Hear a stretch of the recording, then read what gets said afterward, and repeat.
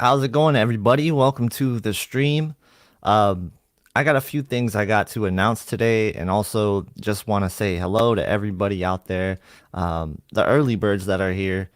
Starting a little bit earlier today, just because I want to talk about a few things that's going on with my channel, and I also want to kind of lay out like the timeline of this next couple of months. Because it is going to be pretty jam-packed. It is going to be that season. Black Friday is almost here. Those prices are almost here. We're gonna start seeing leaks and everything very, very soon. Classy is going to be joining the stream a little bit later. And also, oh man, this is just such an exciting time to be a part of the community, and the amount of feedback that I'm getting, the love that you guys are showing on the soundbar review for the Bose 900 is just totally amazing. Hopefully the audio issues are good, and I wanted to start a little bit earlier so that we could get that kind of squared away first. You guys can hear me in chat, hopefully. What's up to everybody in the chat? Trump and Mary review for the tube. It's always good to see you guys in the chat. David, man, welcome, welcome, welcome. And so I have something really exciting that I want to announce. This is to everybody who always wanted to show their support but didn't know how to do it.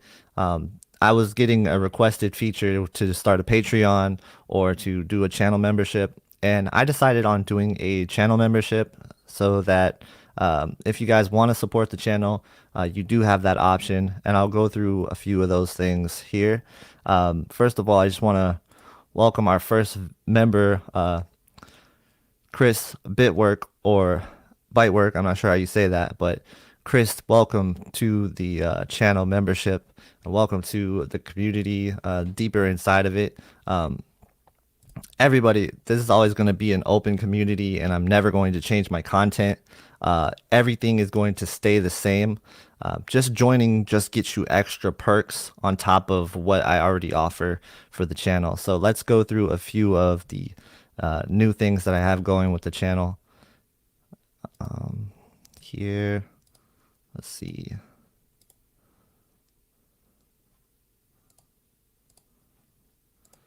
There we go. So to join, all you have to do is click the join button, and then you'll be greeted with some options here. And this is totally optional. But if you want to become a supporter, this is just the basic level, pretty much showing your support for the channel. You'll get a custom badge next to your name, which says HDR. It's pretty cool, actually. Some custom made emojis, and more emojis will come with more members that join. I'll be able to add more. Right now, I'm only limited to 4, but that will grow. Right now I have a PS5 controller, a Series X controller, and then something that says 3000 nits, and then also my logo. The 3000 nits thing is sort of like an inside joke here on the channel. We're always talking about a TV that can get to 3000 nits would be kind of one of our perfect TVs. So hopefully we see some more 3000 nit TVs in the future. But that's the basic level. What you get there is going to be supporter live shout out. Pretty much, I'll always shout out the supporting members in my live streams, and then when you join, you'll get a notification on the bar too, kind of like a super chat. And then priority reply to comments. That's just going to be an instant reply to the comments that you leave on my videos at any time. You're going to get the priority reply on those because it is getting very, very hectic in the comment section, and to be honest with you, there's a lot of spam as well. So it's hard to weed through a lot of these comments. And I want to give replies to everybody. I really do. And I will still reply to everyone. It just might take some time. So please be patient with me. If you're not a member and you're still looking to get replies, that is still going to happen. You're still going to get replies to your comments.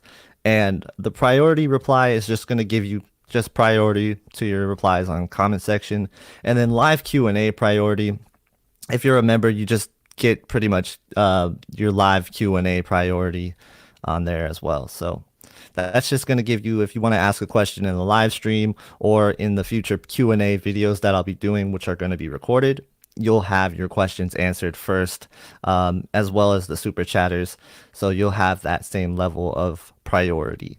And then also members only posts. This is going to be pretty much just polls and community posts behind the scenes.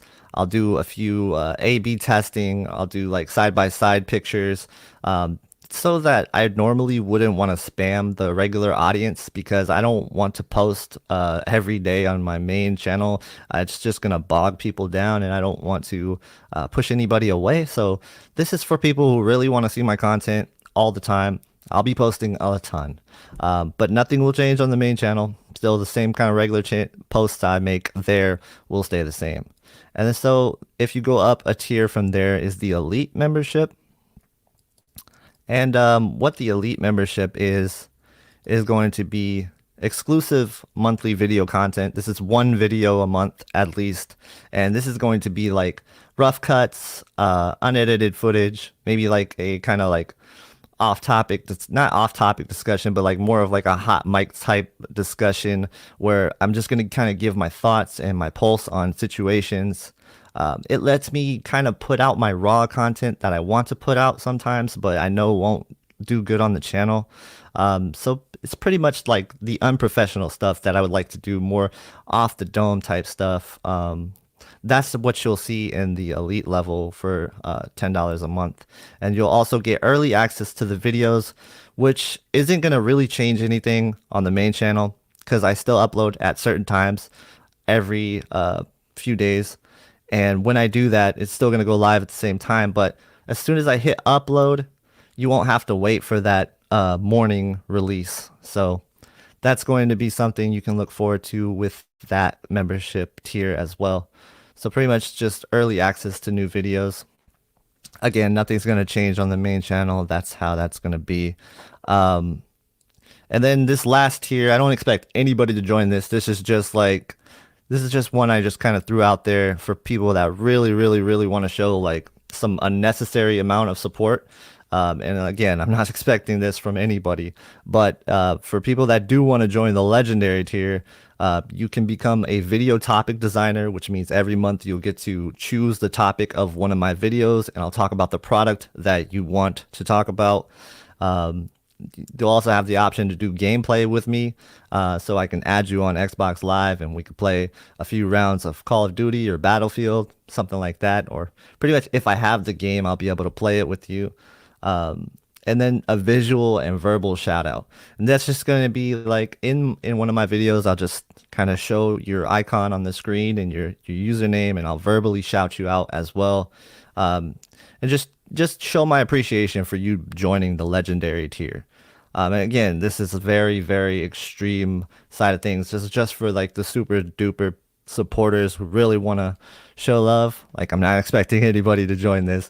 And I actually don't recommend joining it, but if you do, I thank you. So yeah, the basic level supporter, that's going to give you supporter level content. And then if you want the exclusive video content, that's going to be the elite tier.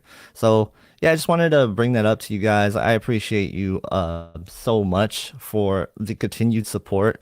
And it really is kind of I'm like nervous introducing something like this because anytime I'm requesting or asking for money, it feels weird. But the reality of the situation is I am a solo creator. I am not funded by anybody. This is what I do. So this is my main source of income right now, aside from a few side things on eBay here and there. This is what I do. And I've saved up some money to be able to do this from my last job. But it is a big bear financially. So anything always helps. And I appreciate you guys so much for doing it.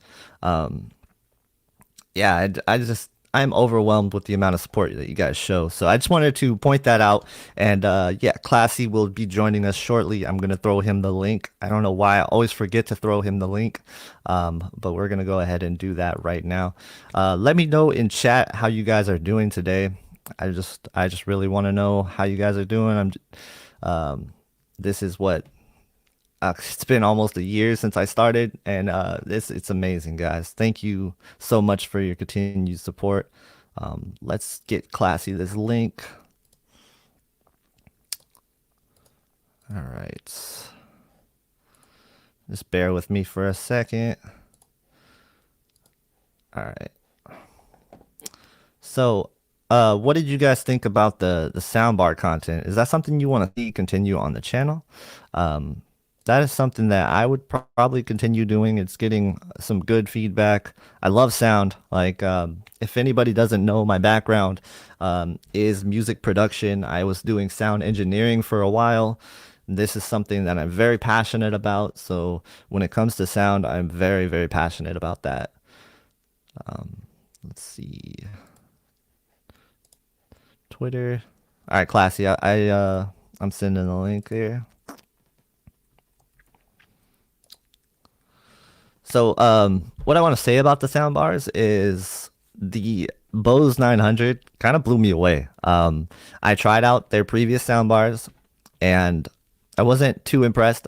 I tried the one that was before the 700, and that's the one that was, I think it was like in competition with the Play Bar at the time.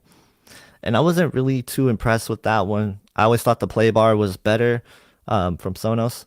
So the Bose 900 is a huge step up from that, and it's pretty crazy because the bass port is at the back of the soundbar, so you're getting some clearer bass, and the way that they do it is it makes the bass very, very punchy. So like fight scenes when people are punching and kicking, like you feel it. It's something that is very cool. To me, I had a Beam before, so I'm not used to this higher level of sound. And then same thing with the Sonos Arc is very, very good on that same level. The bass is a little bit more powerful, but less clear. There's going to be more drivers in the Sonos Arc, so and it's also physically bigger too. I actually have the boxes behind me. I don't. It's really kind of hard to see that, but yeah, they are huge. Like the Sonos Arc is a very, very big sound bar. Um, the 900 is just a little bit smaller, so big bars for sure. TechMed Rainier Richter coming through with the super sticker, man. Thank you so much. I see you in the chat all the time, and I appreciate you for showing the love. One day, StreamYard will get actual super stickers up to display, and that would be a really good day. Let's see. Yeah, I appreciate you guys understanding that. Um, Again, I'm gonna say hi to everybody in the chat here. Uh, Caleb Pratt, welcome. DJ, keep the sound bars going. I will. I will. Uh, Gyro? How you say your name? Gyro? Um, I don't want to butcher anything, but thank you. Yes, I appreciate that. The soundbar content will continue. Do you have an AV receiver, Casey? No, I don't have an AV receiver.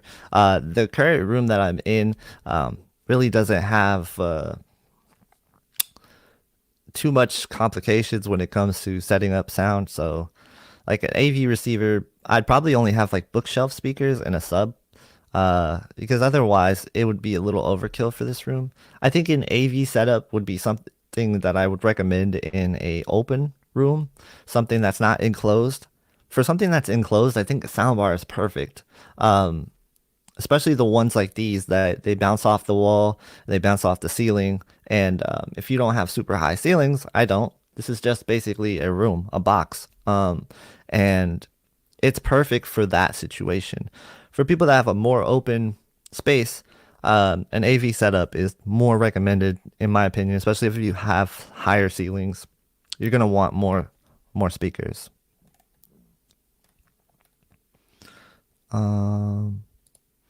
Corn Dog, thank you. I appreciate the love. Brian T, hello, hello. Jordan, how's it going? DJ, Ray Berry, what's up? What's up? And then I import washing his hands. Those emojis, man. I think they're pretty funny. Oh, DJ coming through. He's a new member. Welcome to the family, man. I really appreciate you for becoming a member. DJ, welcome. You can see now that you have a HDR logo next to your username. So welcome to the HDR family. Um, let's see. Super chat from Daniel. He says opinion on Sony HTA9 versus A7000. So I haven't personally seen these yet, but it is one that I want to check out. So the A9 is something that is like really on my radar. I'm hearing great things about it. And yes, the community is really divided on it. Hopefully we get more reviews on it soon. I know there was a video where somebody said it was a waste of time or a waste of money to spend it on the A9. So I can't really comment on that since I haven't heard it myself. So unfortunately, I don't have any real opinions on the A9, Daniel. Just I want to check it out. That's for sure. TechMed Rainer Richter, welcome to the membership. I appreciate you for joining. Um, Again, you guys' support means so much to me. So the fact that anybody would even want to watch me blows me away most of the time. And then the fact that people want to support me it blows me away even more. I know maybe I'm just not giving myself enough credit, but it is a very humbling experience. It is a gratifying experience. Um, the amount of privilege that I have to be a YouTuber is not unnoticed. I am thankful for my opportunity to be here in front of you guys every day. Um, and yeah, it's not taken for granted. I appreciate you guys so much. This is amazing that you guys show the love. Nick, what's up? How are you doing? Have you checked out the Sonos Beam Gen 2? I've seen a few information on it. This is something that I think is going to be perfect for a lot of smaller rooms. I have the Beam Gen 1, and what I'm understanding is the Beam Gen 2 is adding some Atmos virtual like upmixing as well as kind of creating a more spaced out feeling. So it has Atmos support, but it actually doesn't have any up firing speakers. So it'll be interesting to see how that sounds. Um, I definitely think like if you want an Atmos experience, I lean towards getting the higher end soundbars. But if you are in a smaller room, the beam will work. But if you get the beam, I definitely recommend side rears with it. But when you add the rears, you're starting to talk about price increase, and then you're almost in ARC territory and 900 territory. So that's a tough one. Right now, my setup is the beam and two rear Sonos ones, and I liked it. But after hearing the ARC by itself, um, that's better than the beam and two rears. So that's for my room specifically. That might not be the case for everybody's room, but I would call this like a family room or a den maybe. It's closed off. There's a door. There's no sound leaking out or anything. It is sound treated because, like I said, I am a music producer slash audio engineering and all that stuff. But yeah, it sounds good for the most part, but the arc uh, is a step up from the beam. So I've watched videos actually where people were talking about how the beam and two sides is going to be equal to the arc, and I disagree with that like a lot because after hearing my previous setup, which was the beam and two rears, I think the arc blows it away, and the 900 blows it away as well. Um, yeah, that's how I feel about the beam. So Gen 2, it looks promising if you are not in a big room.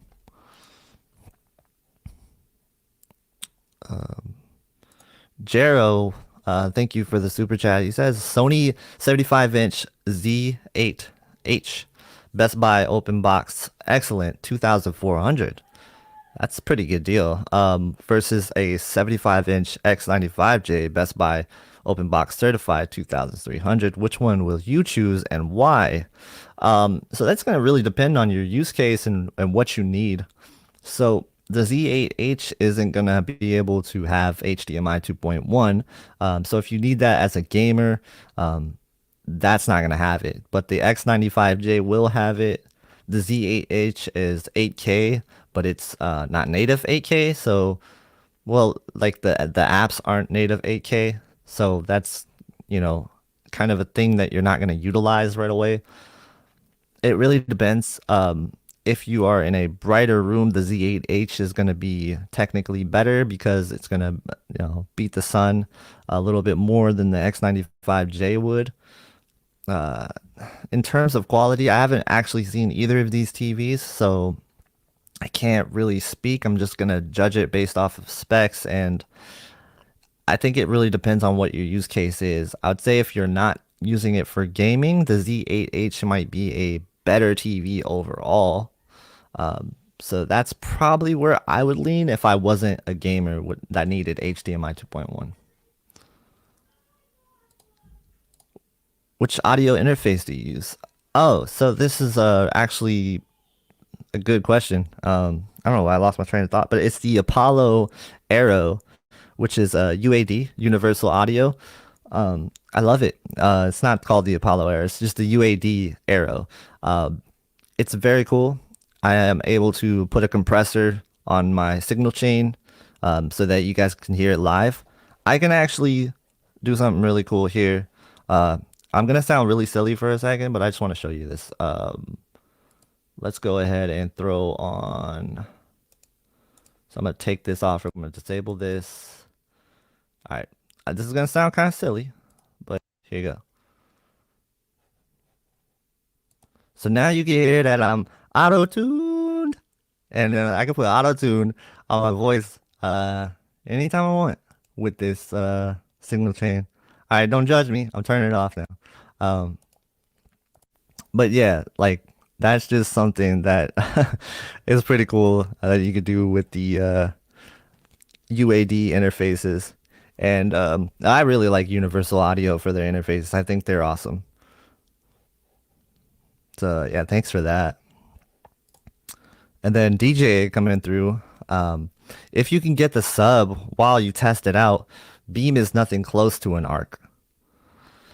The listening experience changes with the ARC and sub together. Yeah, I would imagine that. I mean the Beam by itself next to the ARC is just like night and day. Like going from the Beam to the ARC, going from the Beam and two rears to the ARC was night and day. I can't imagine how the sub feels. The Bose 900, when I cranked that up, I was like, I don't know why I would even want a sub. My neighbors would probably hate me. So it's pretty crazy. Yeah, I just think that uh, a sub for me would probably be overkill, but I see the need for it because it's going to help with all the other audio channels, and all the other frequencies are just going to be improved from adding a sub. So yeah, sub is probably what I would add to most of these sound bars instead of rears because I do think most of the time you get a good soundstage, a good wide soundstage, so a sub will just be enhancing the quality more than rears would. Uh, that's kind of my opinion on that.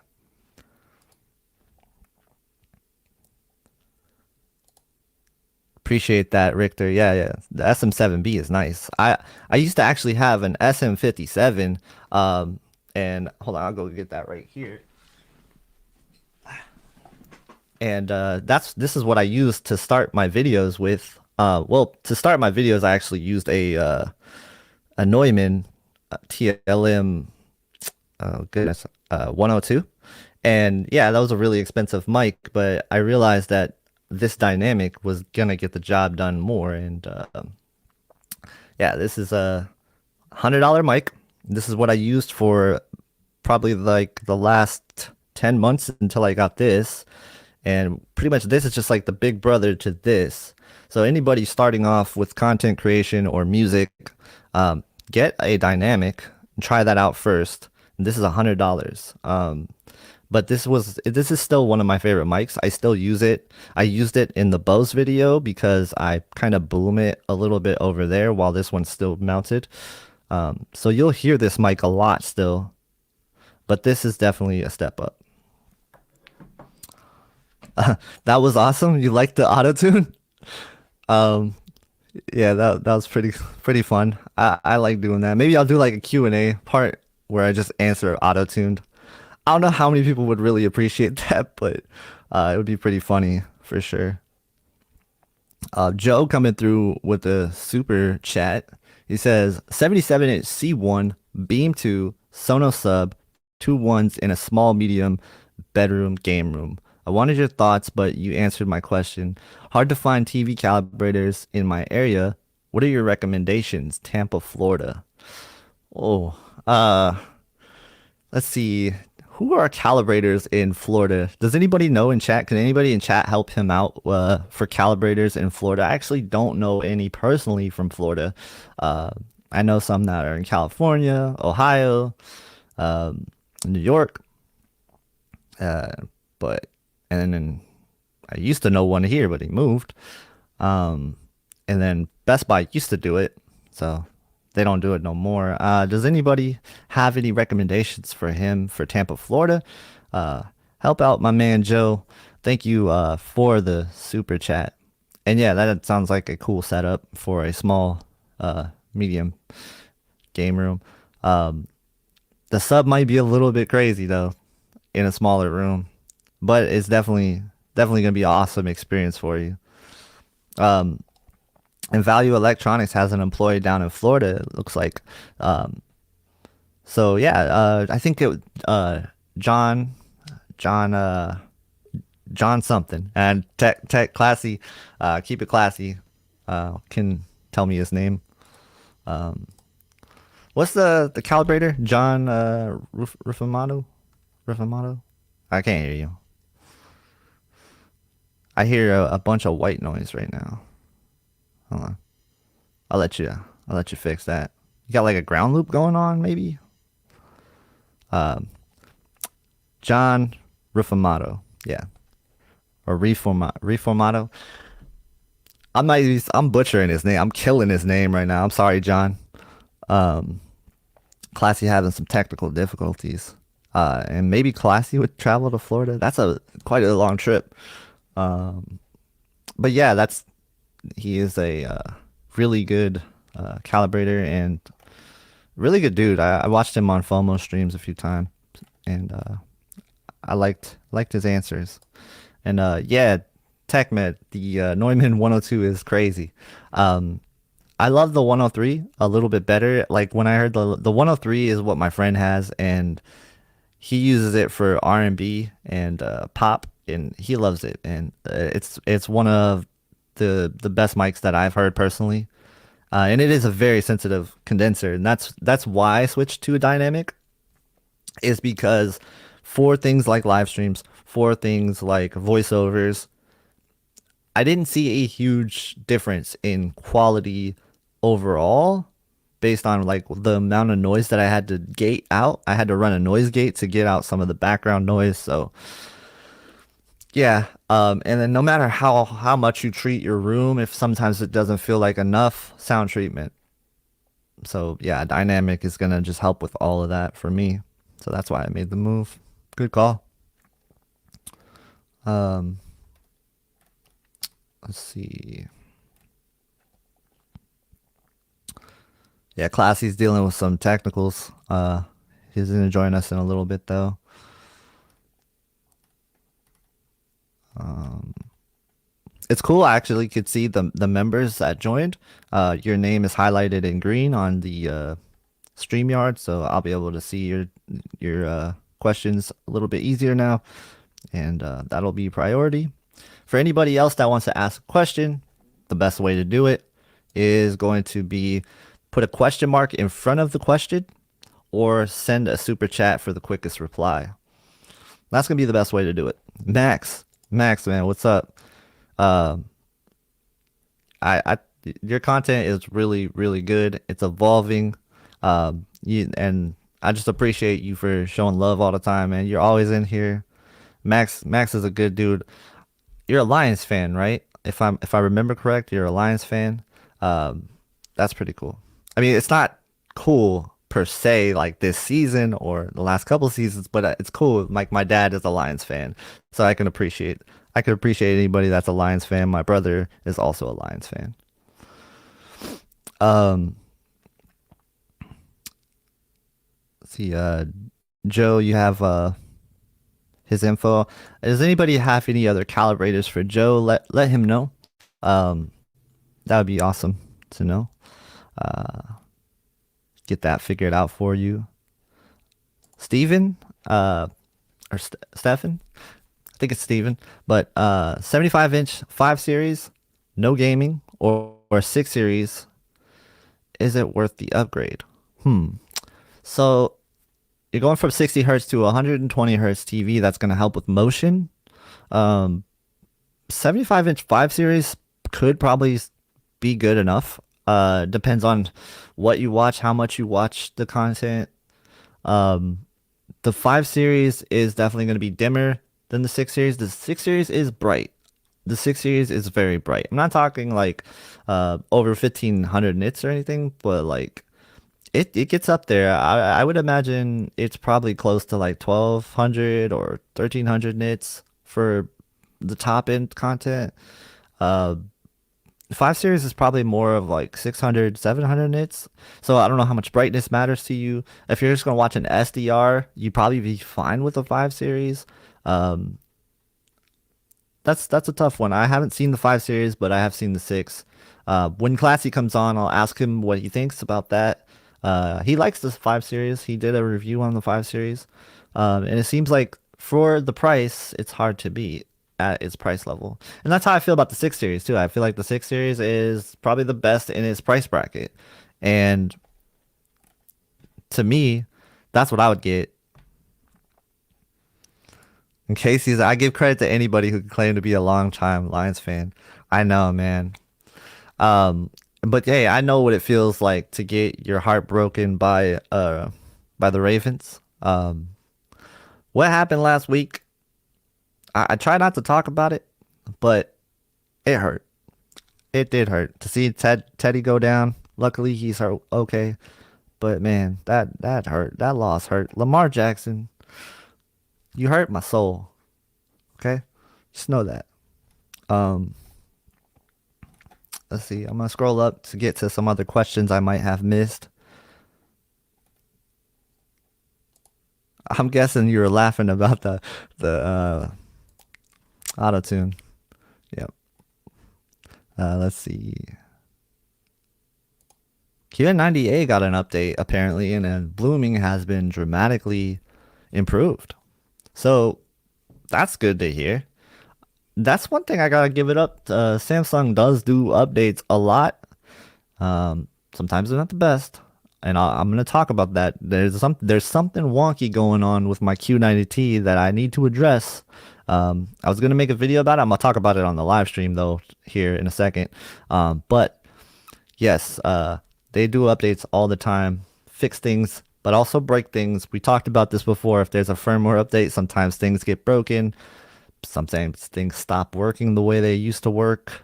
Not intentionally, I don't think, because nobody wants to intentionally break anything. But yeah, that's unfortunate. That sometimes happens with Samsung. But most of the time, Samsung does come through with some firmware updates and fix things. So the problem that I'm having on my Q90T is like a posturization is what I would explain it as. Posturization, blown out like highlights. And this happens, all right, so this is the weird part. So this happens on pretty much any content that's not HDR. I haven't seen it on HDR yet, but everything that's SDR, there seems to be like some blown out highlights and some posterization. But as soon as I click on a different mode or switch intelligent mode on and off, it's gone. So anybody dealing with posterization or blown out highlights, that's how you fix it. It's a weird bug. I don't know what's going on with it. Let me know in chat if you guys have ever ran into this with your Q series televisions. either this year or last year. Because yeah, that's something I thought was weird. I'm gonna have a video showing you what it looks like.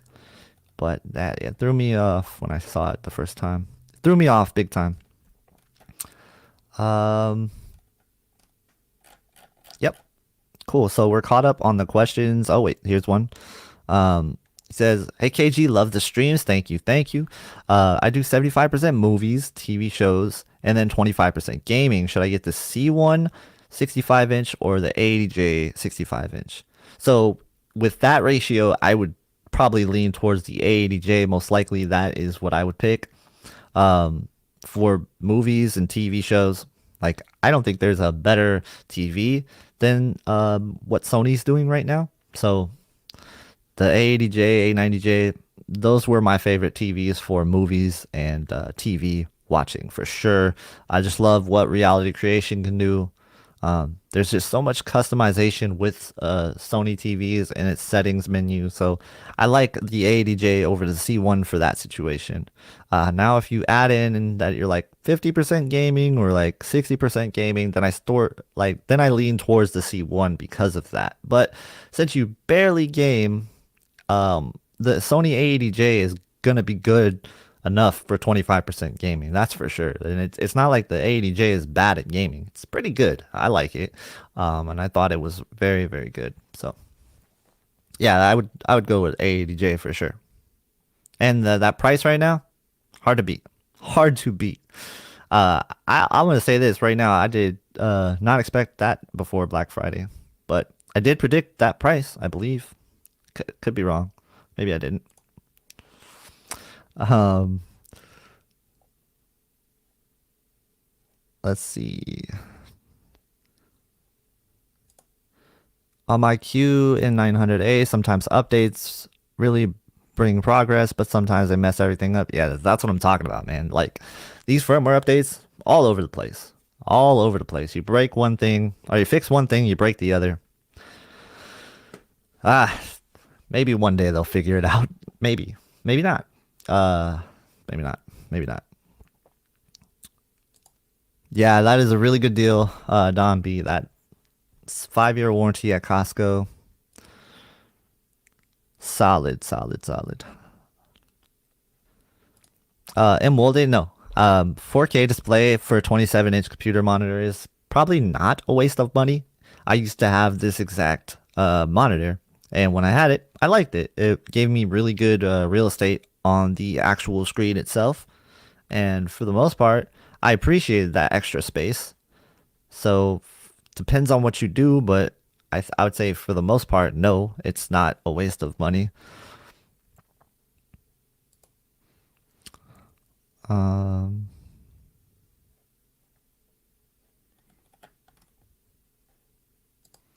Doug, yes, I do think the QN90A is still the best. Well, I haven't seen the QN900A. That's probably the best, but the QN90A is the best 4K LCD TV. I feel pretty strongly about that, and to me, there's nothing that beats it for movies, TV, gaming, no matter what. If you're a 100% gamer, QN90A is the best. If you're a 100% movie watching, I still think the QN90A is the best. So it doesn't matter what you do, I still think QN90A is the best LCD TV.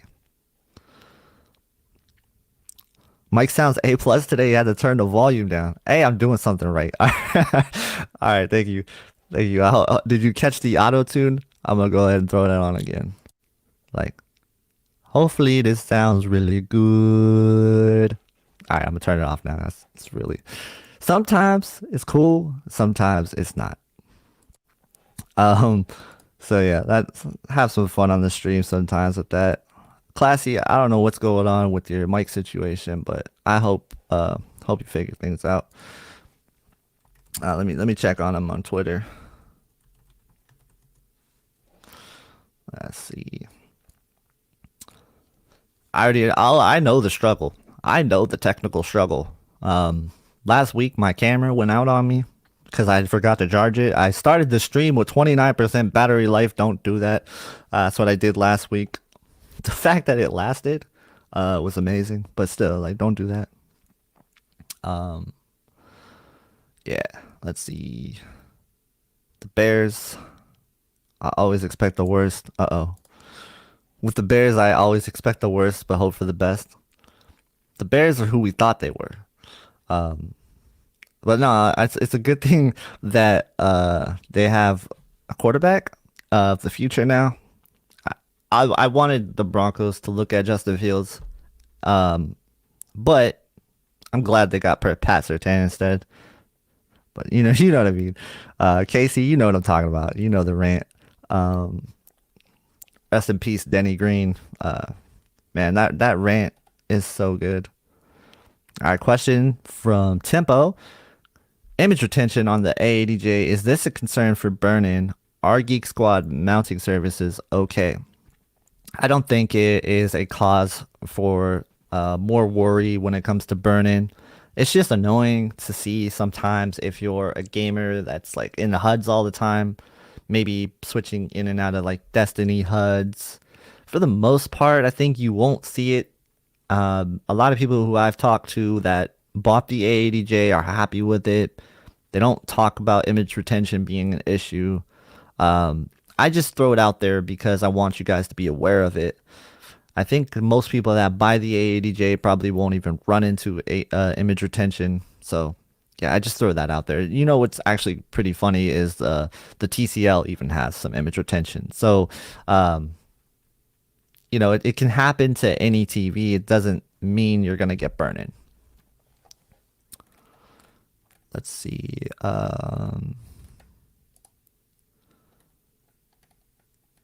And yeah, that is the first time that I've seen image retention on an LCD TV, but I'm sure if I tested it more, I would see it on others. I just never test for image retention because I never think to. Um, that was kind of like an accidental thing that I saw image retention on the A80J. Cardinals 4-0, yeah. Crazy. Crazy, crazy, crazy. Kyler Murray's a beast, man. Kyler Murray is a beast. I gotta say that for sure. Oh man, that hurt me. I'm not even a Lions fan, but that hurt me when that 66-yard field goal was made. Like it looked like it was an optical illusion, like it was just short and it just rolled in. So I was like, yeah, they missed, and then turns out it actually rolled in, not out. So yeah, the unfortunate doink is what I call that. Um, let's see.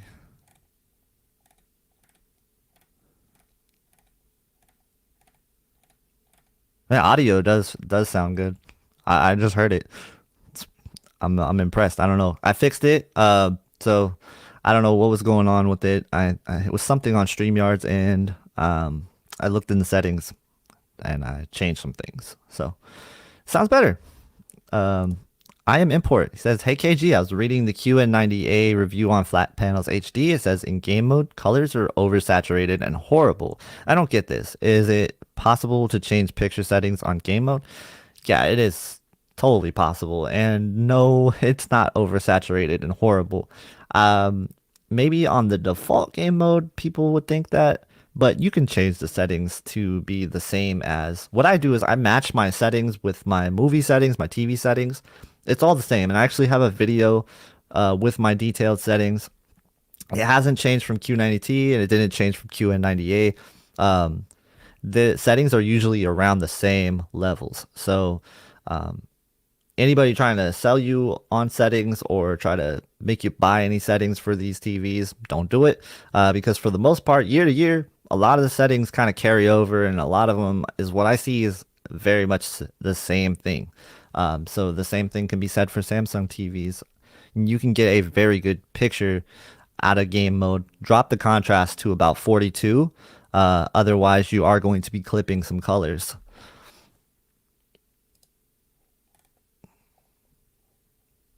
Let's see. Ah, thank you, David. That's good to hear.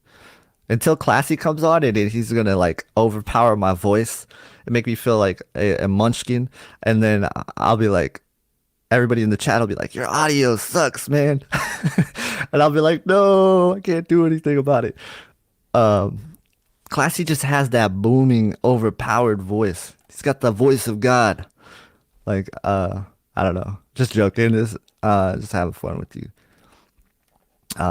But yeah, nothing is working for Classy. He's trying to fix his audio. It looks like he's having some bad technical issues. It sounded like when he was connecting, like he had a ground loop or just like his signal was fried or something because it was just nothing but a hum. That's one thing that sucks. If you ever have audio issues and you have to deal with the ground loop, oof. Funny enough, my mouse sometimes gives me a ground loop. So if you ever are dealing with like a high-pitched noise in your signal chain for your mic, and you're like, "What's that noise?" And it's like a high-pitched squeal, it could be your mouse. Weirdly enough, that's what happens when you buy RGB mice, uh, like this one. And we got Classy. Yeah, what's up? Okay. So Still having some. I can hear you now. yeah, so at first my mic and headphones weren't working. Had to reset to fix that, and after the reset, now my camera won't work. Ah, that sucks. Did you? All right. Well, this is probably a stupid question, but did you change the port on the USB for your camera? Sometimes that works. So my It, camera was freezing, and then all I did was like pull the plug. And no, I use a capture card with HDMI. oh, okay. So you have The an camera, internal capture. yeah, the camera's working. It's just it's for whatever reason Elgato's not picking it up. That's annoying. Um, so yeah, just put me on audio, and I'm gonna try to uninstall and reinstall Elgato and see if that fixes it. All right. Yeah, no problem. You'll just be like a phone guest, like last week. Last week it sounded like you were on the phone. Well, you were on the phone last week. Yeah, I was. Um, I sound even louder than Classy right now. Yes, I did something. I mean, I have my mic pushed back really far right now. Okay, good, good. Keep it there. Keep it there. I was joking. I said you had like the voice of God overpowered me. That's right, because I'm always really quiet. It's just this mic is really loud. That's why I like the Yeah, condenser mic. condensers are crazy. That's why sometimes you can hear the background. Mm. Picks up everything. I used to have a condenser that was like really, really cheap. It was like a $90 condenser, and you could hear what was going on in the kitchen downstairs. So I was like, I had to change that out. Um, I win the audio prize. All right, thank you. Appreciate that. Thanks for the info and perspective. Yeah, no problem, Temp. Um, The following should be. Are you serious? I have to close Chrome in order to uninstall Elgato. Really? oh man. All Oh, right. yeah, Well, I have to. yeah, I'll let you deal with that.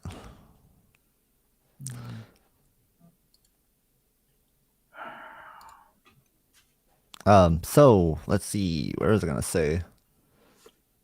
All right. The question from Jordan said, "I'm planning to buy the A80J soon. Do you recommend getting the 5-year burn-in warranty, or should I be okay with it?"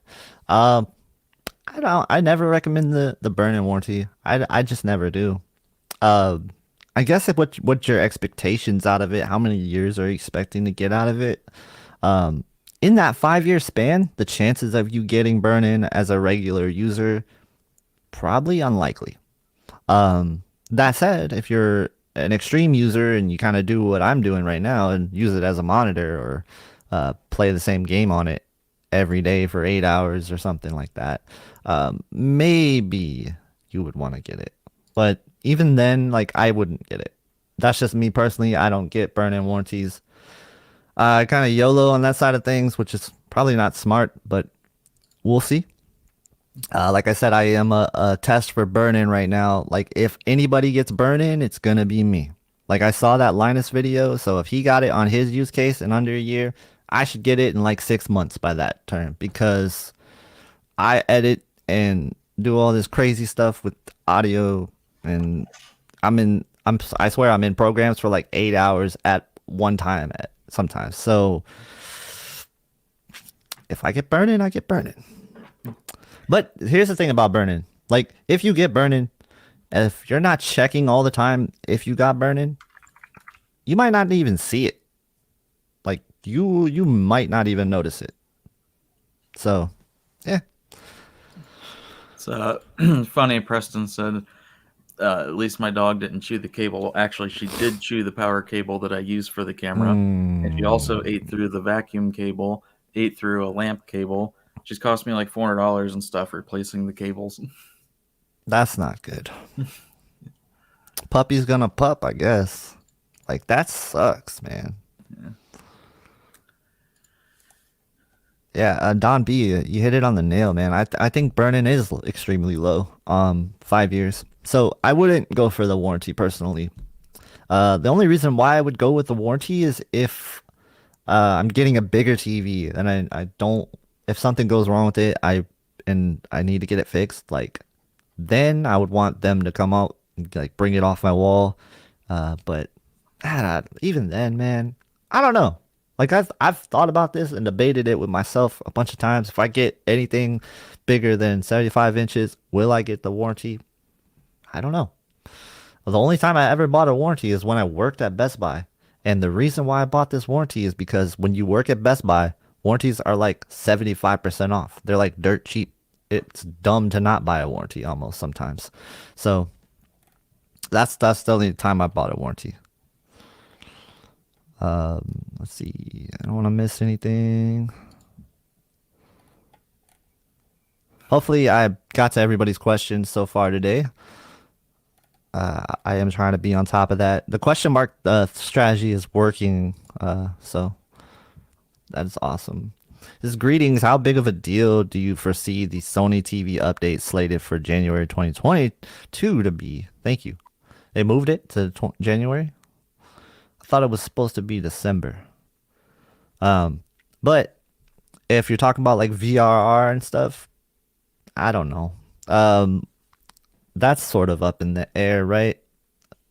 Um, whether or not it's gonna work as intended, and if it's gonna be as good as the LG is gonna it's gonna really depend on a few things. The fact that they've been struggling with it, um, does worry me. There's no doubt about that. And I think you're still gonna probably get a reasonable experience out of it. Just don't have too high of expectations for it. That's what I would say. And it depends on the Sony TV that you have. I would say if you have um, an LCD, expect what it is been for LCDs other than like Samsung so far. And even Samsung last year had issues with their VRR with LCD TVs where the local dimming is not what you would hope. And also sometimes there's a gamma shift. So there's that issue with VRR potentially. And then when it comes to OLEDs, you also have like flickering, and that hasn't been solved yet. So that's something. I mean, that's just typical of VR in general, though. So, and then as far as ALLM goes, I think this feature is kind of overrated. In the most part, it doesn't really do much other than switch your game into game mode by itself. So useful if you use your PS5 or Xbox for like media as well, and you just don't game on it. Maybe you watch Blu-rays on it and stuff, or maybe that's how you get your Netflix. Then I see ALM being useful. But for the most part, I do think it is an overhyped setting or feature.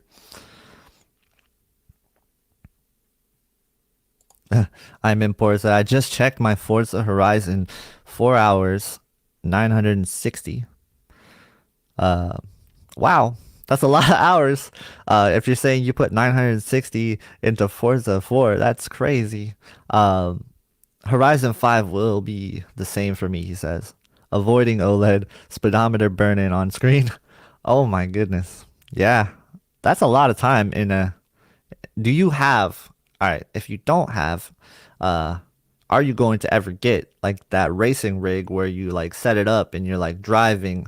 Um, that's something that I always wanted to do. I'm not a huge racing game fan, but even then, like, I kind of want that experience. Like, have you ever seen those curved OLEDs that wrap around your head. Those are really cool. Those aren't out yet, but they will be coming soon. LG makes them, and they're supposed to be like curved OLEDs that are gonna kind of wrap around your head. And the way they showed these off is with like a racing rig, and the guy was like driving. Immersion is what they say. I think that's cool. Um, let's see. Jay coming through with the super chat. KG the God. Thanks, man. Hey, man, I haven't beeped anything since I have my new TV. Thanks to you. Just thought I would show you some love. Come by and show you some love, man. Thank you, Jay. That's huge, man. That means a lot to me. Thank you for showing your support. Shout out to Jay Sino, man. Awesome. What console are you using? Oh, he's asking him. Okay. 5K hours on my C10. No burn-in. ASBL is off and no logo luminance adjust. You sir are a brave man for turning those things off. But yeah, that's cool that you don't have any burn-in. You weren't punished. And I like that. Yeah, burn-in is that Linus video kind of rubbed me the wrong way a little bit. I appreciate him for putting out awareness to it, but it was a little clickbaity, and it made it seem like people want to overreact to it. Like maybe that's what he did on purpose. Maybe that's just what the content strategist like at their channel said. But yeah, it sort of rubbed me the wrong way. And I like both technologies. Like I am not biased to either OLED or LCD. My main TV is an LCD TV. So there you go for that. But yeah, I don't think burn-in is an issue. Personally, for most people. Will I get burn-in? Again, maybe. But I'm an extreme use case, you know? Let's see. Racing gigs are cool, but not ideal for Forza Horizon series. Better for sim games like Forza Motorsport and F1.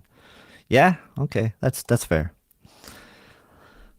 I like arcade racing games, and what I would love to see the series like evolve into is have you ever watched a racing game on YouTube at two times? Like go ahead and just like throw up any racing game on YouTube at two times speed.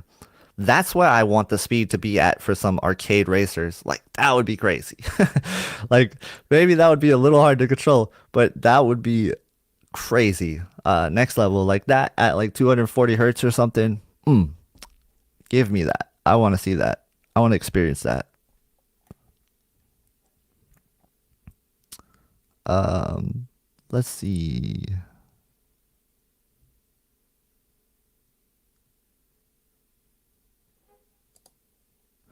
I'm not gaming yet at all on my 80J. Just wondering if no VRR is a big issue for anyone to risk upcoming firmware update. Um, Probably not. Probably not huge. The VR is going to matter for people who experience any sort of tearing or just want a smoother experience. Um, I hardly put VRR on with the Q90T because I'm using Game Motion Plus all the time, and I rarely run into tearing. So if there's the event where I do run into tearing, then I'll throw VRR on. But I think VRR is mainly meant for games that are going to be pushing the limit past what the game is capable of. So you'll start to see games as the consoles develop, they'll start to push it a little bit more. So games that are going to give you a wider range in frame rates and you'll see frame rate fluctuations, then VRR will make a lot more sense for most people. For now, I would say PC gamers, it's a must. Like if you're gaming on a PC, I think VRR is essential to your experience because it's not only going to let you run at a smoother frame rate, but it's also going to allow you to tweak your graphics a little bit differently. Hopefully that makes sense. All right, cameras at 58%. We're good. We're good. We're going to go for another 30 to 45 minutes probably, or just probably just go until my camera dies, which is about 30 to 45 minutes.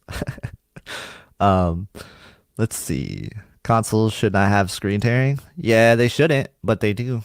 Uh, I can bring up a few examples in Sea of Thieves. I can bring up a few examples in wow, what's that game called? I was playing it the other day. Something new, some new free game that's on Game Pass. I was playing. Scarlet Nexus has some screen tearing. Awesome game, by the way. Scarlet Nexus. For anybody that wants to play a cool like action RPG, um, that is an awesome game. Let's see, screen tearing most likely to happen on a PC. Yeah, for sure. That is like I said. For PC, VR is a must for me. Um,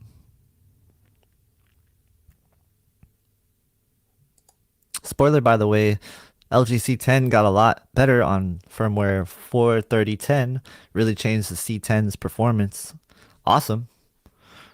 That's good to hear for C10 users. What did it change? Let me know. Maybe you already did. I'm still up and scrolling the chat, but yeah, that's cool. Let me know what it changed. Will PS5 ever get VR? That's a good question. Will PS5 ever get VRR? Sony, if you're listening, I would love to know this answer because what promotion was VRR is going to be on Sony. That's all we heard about before the console released. It was ready for VR. It was gonna happen. Uh, then launch day didn't happen. And they're kind of ghost on it. They don't even talk about it. Like they don't even talk about we're gonna update it. So it's kind of disappointing that you don't get any updates on that front.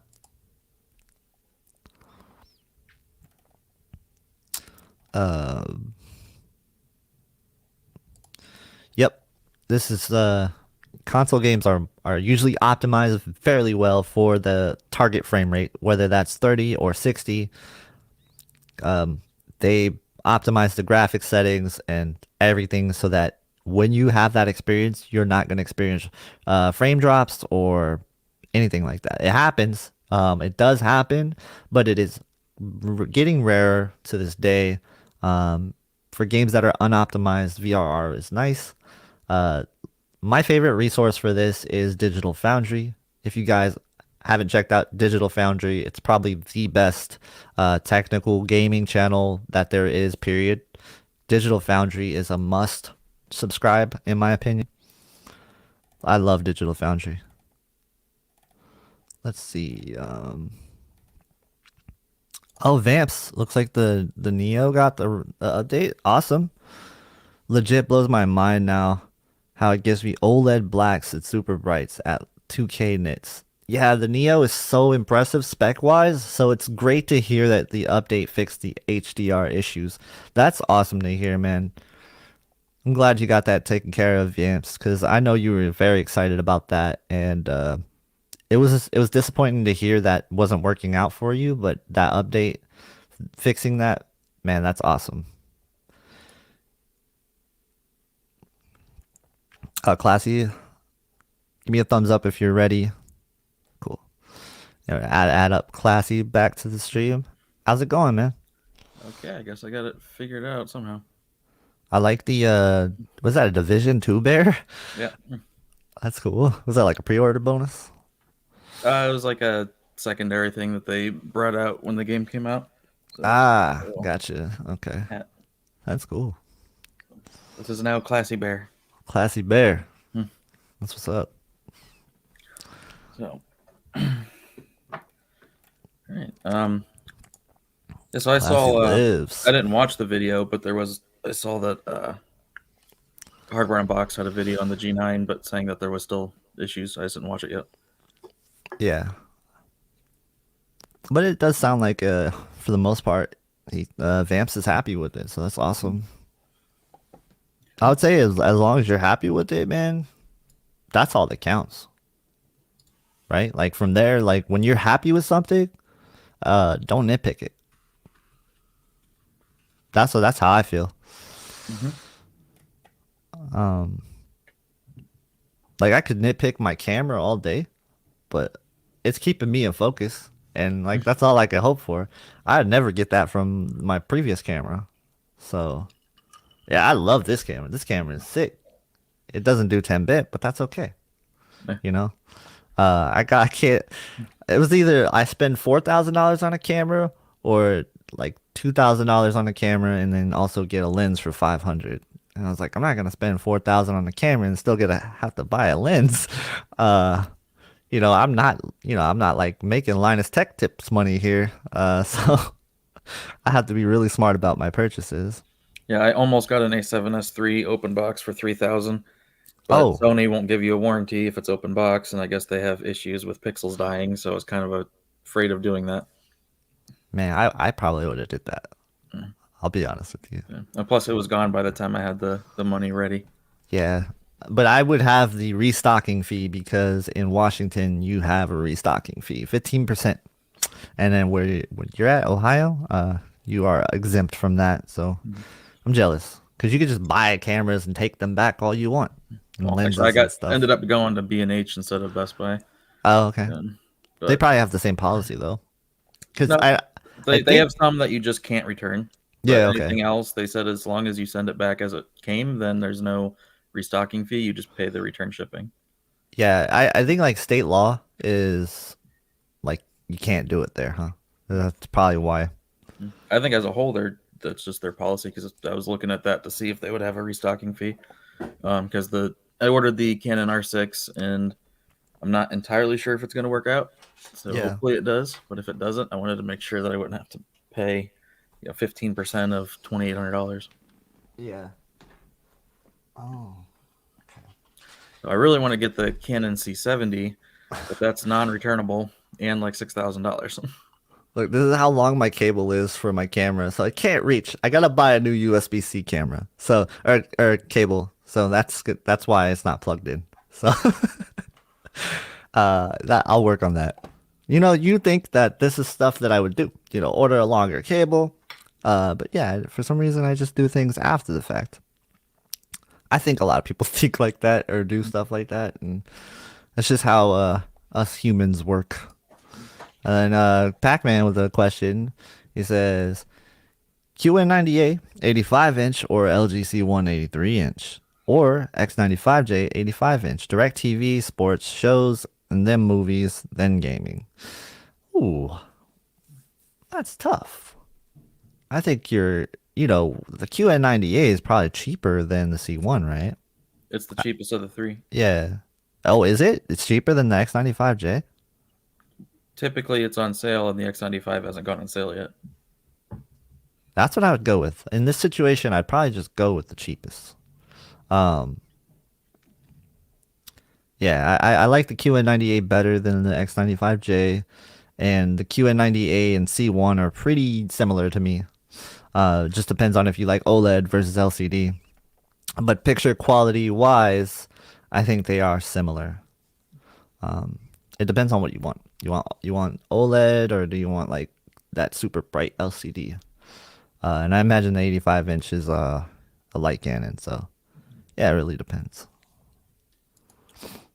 All right. I'll talk to you later. Tech Matter. See you later. Oh, it's Techman. He says he has to leave soon, Yep. or he has to leave now and get some sleep. Yeah, uh, that is sad, but we'll see you next time, Techman. Thanks for stopping by. Thanks for joining the channel, and have a good day, man. Have a good night. Good night. Um, I'm just looking straight into like the sun on the window here, and that's why I said day. But yeah, good night, man. Yeah, so I had all my stuff set up for streaming last time on the other camera. Had my G85 put away and everything, so that's what took a while was getting it out, set up, trying to find all the cables for it, and then the computer just I don't know, whatever Yeah, just happened. that's unfortunate, man. But yeah, but I'm gonna probably be trading this whole thing in as soon as the R6 gets here, and I know that's what I'm gonna keep, and I'll put this towards another lens. Yeah, it looks good, dude. The way it is now, like I do think it looks fine. And you got to remember, we're also just like in 720p. Yeah, well, that's the other thing is once I get all this hardware situated, I'm probably gonna be moving off of StreamYard onto something else to stream at 4K 30. Yeah, figure if you figure that out, I will follow you because right now I just like how easy it is to highlight questions on here, and Yeah, so I'm the gonna look fact that around the and see what's stream out there. doesn't go down. Oh, I've been looking, trust me, Mm. it's few and far between. Um, most places make you pay at least like $50 a month for the 1080p. And even 1080p versus 720p is not like a huge jump. Yeah, I mean, if I have to just go So straight through YouTube for 4K, then so be it. yeah, if you figure that out with like OBS and stuff, let me know. Um, Yeah, so I got my monoprice cables. So these are substantially cheaper than like the Zeskits for yeah, HDMI 2.1. They're braided, they're a lot thinner, they're not as stiff.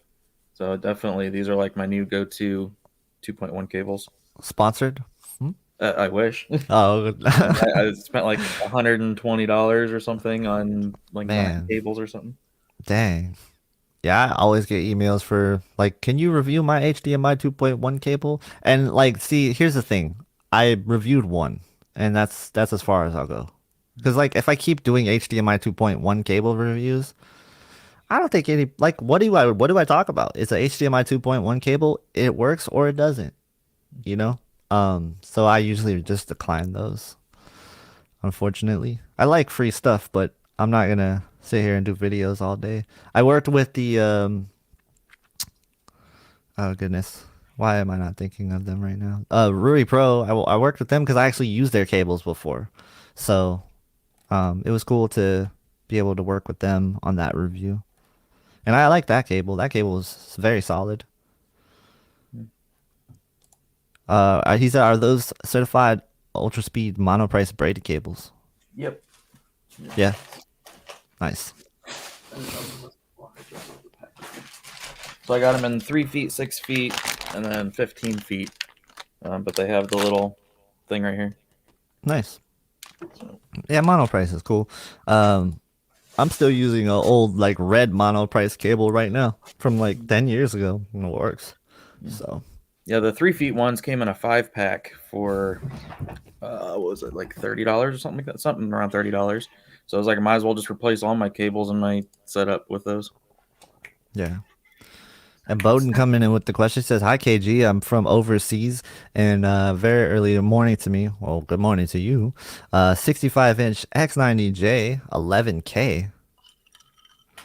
I don't know what how your pricing works over there, but this is going to be sort of hard for me to answer this question. But I'm going to kind of translate it to my price. So 65-inch X90J, 80J, and TCL C825 EU. Which is, I believe that's like similar to ours 646 or something like that, or Okay, 6 series. I don't know which model exactly. gotcha. Um, normal normal living room. So like I would say the TCL over the X90J, if you're in that price bracket. For sure, the A80J is going to be worth it. In my opinion, it is definitely worth it in that sense. But you play a lot of games, you might have some dimming issues. I didn't personally, but Classy did have that issue, and I saw him demonstrate it. It might be do you think it could be panel related? Like maybe why mine didn't do it as much as yours? Oh no, they all do it. It's just you Okay, see it or you don't. gotcha. So yeah, maybe you see it, maybe you don't. Um, and if that's the case, I still think the A80J is like hands down the best out of those three. It just depends on how much you want to spend. Um, Fortunately, I don't really know how to calculate those prices, but I do think that the TCL is the better bet over that. Like, would you get a 6 series over the X90J for the most part? Uh, Probably. Yeah. Yeah, I love Hmm. the 6 series is sick. Like, that's a really good TV. You know how powerful this TV is like with local dimming turned off, it looks really good. Like I can't say that about many LCD TVs. So, yeah, I was really impressed with turning local dimming off and it still looked good. Let's see. Best budget TV, Q75T. I'm guessing that's like the Q70T. Um, but curved? That's usually how it works. H7G, X90H, or a Nano 80. What's the best budget gaming TV out of those? I would probably say the Samsung. Um, I don't know what the 75. I mean, if it's like the 70, Yeah, then I would say the X90. No, that's H, not J. Um, yeah, probably the Samsung. yeah, yeah. I think the H7 is what like 3 ports as well, which is disappointing. That's what's those some of the budget TVs only have 3 ports. How many did the 70 have? Oh, well, that's the T, not the A, so it's Yeah, different. they're this they're gonna be the same like external I can't remember if it was three outputs. or four. I think it was four. Yeah, Trying to that remember. I makes know there sense was if a it was game four. port and an eARC, and I can't remember if there was two after that. I think there was four. Yeah. So I would say not the H7G. And then that just kind of leaves you, and I would say not the Nano 80 either. Mm-hmm. It's between the Sony and the Samsung. I lean towards the Samsung because it's gonna be more gaming oriented than Sony is. So that's what Yeah, I the would go 90 will with. have local dimming and Yeah. more accurate. And Game Motion Plus is sick. I love Game Motion Plus. I'm the Game Motion Plus mayor of Game Motion Plus town. So yeah, man. That's what I would go with Samsung for that one. Oh, we got a new channel member. Did DDA Dugs. Welcome to the channel, man. Thank you for joining the channel membership. Happy to have you. He says, which OLED is for displaying highlights after calibrating? So still, I think like the A90J is going to be the best at that. Um, Between like the C1, the G1, and the A80J, I'd probably say what the G1 is the next in line for that. Mm-hmm. From what I've heard, what I've seen from what you've put out, the G1 does a really good job with highlights. And then C1 and A80J, I'd say the A80J slightly over the C1 when I had them side by side, but I didn't calibrate them, so I can't speak to that. Would you say that's still probably the case if you calibrate them? Comes down to size. Okay, The A80 and 77 inches is really a different TV than the smaller sizes.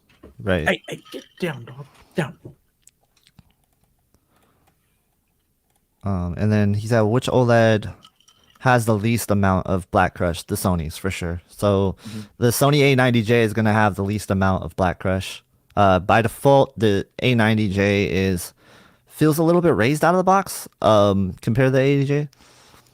This could be also a panel thing too because I was reading a few posts from D Nice saying that some people will want to put it at 49, some people will want to put the black level at 50. So it's really going to depend on the panel that you get. Yeah, there's so many variables. And again, with size too. Can't stand G Motion, Game Motion Plus artifacts. Yeah, I don't notice them. So maybe maybe I just don't notice things. But yeah, I don't see the artifacts. I've seen it one time with a certain game. It usually what happens for me is when I have it set incorrectly. So if I'm playing a 30 FPS game and the judder is at 10 and the blur is at 0, I usually don't have artifacts. If it's 60 FPS game and the blur is at 10 and the judder is at 0, I usually don't have artifacts.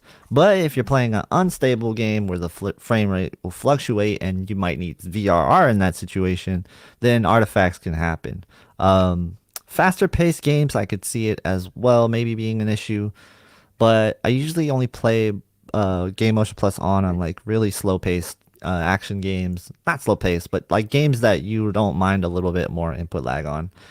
Which the input lag increases only from like, I don't know, what, 15 to like, or no, it's 14 to like 23 or something. It's not huge.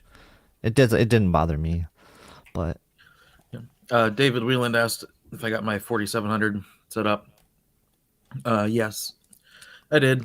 Um, either I'm thinking the Yamaha that I had was a little underrated on power because there's not much of a volume or power difference. Um, but it does sound better and the spatial audio is better.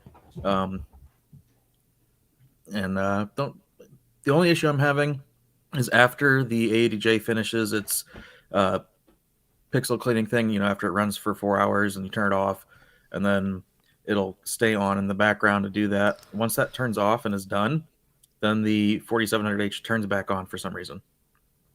So trying to figure that one out. Yeah. Um,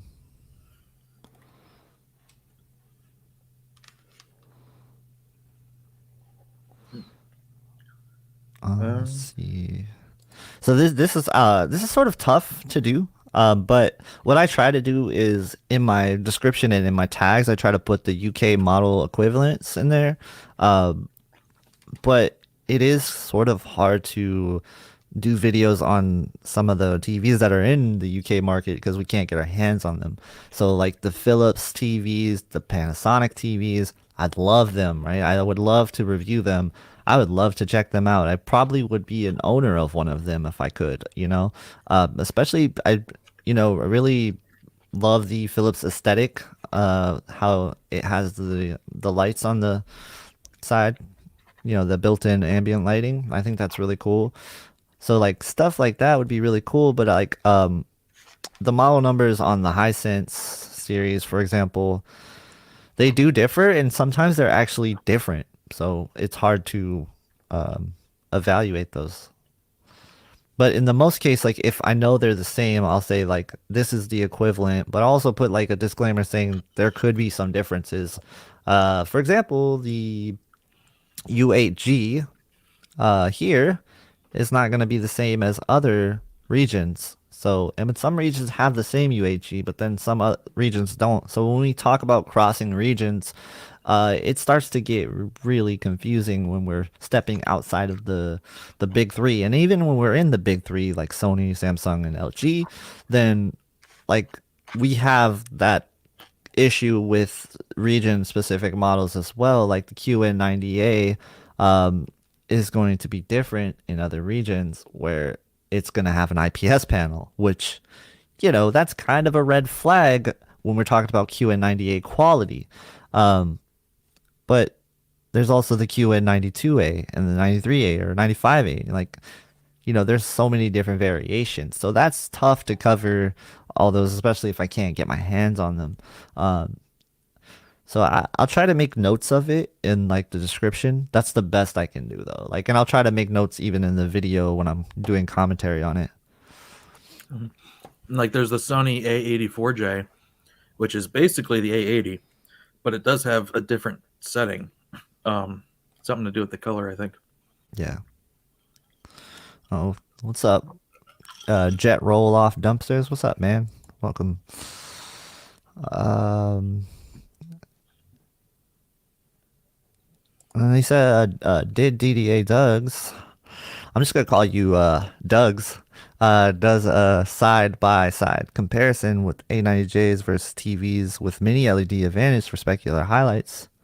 If TV look, if TV I look at is the 648 measuring 600K contrast. You mean the 646 or is the 648 the 8K one? 648 is the 8K one. Okay, the 648. Mm-hmm. Yeah. So I did a side by side of the A90J and the Q90T. That's not mini LED, but um, I say it performs very similar to the QN90A for the most part.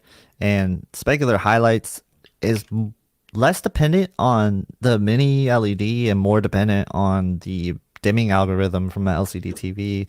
So it's gonna really depend on how they handle the dimming algorithm and also just how the TV is like the nature of the TV and how it displays uh, specular highlights. Because, for example, it depends on what you define as specular highlights. If you're talking about the smaller windows, like Samsung TVs might struggle a little bit with that, just based off of their algorithm.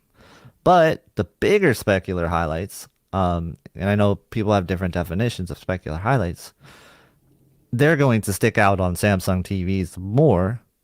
So like when I had the A90J next to the Samsung, I thought that the A90J did a better job with the smaller highlights, and then with the bigger highlights, it was clear that the Q90T was brighter. You know, like big sunsets, things like that. The Q90T was brighter.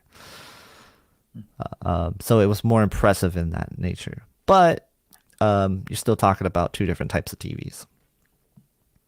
Yeah, it just depends on what you mean by specular highlights, because to me that means the small, little, tiny things. So little, tiny LEDs in the background, or light reflections off of eyes, or little, tiny things. That's where no LCD can touch an OLED.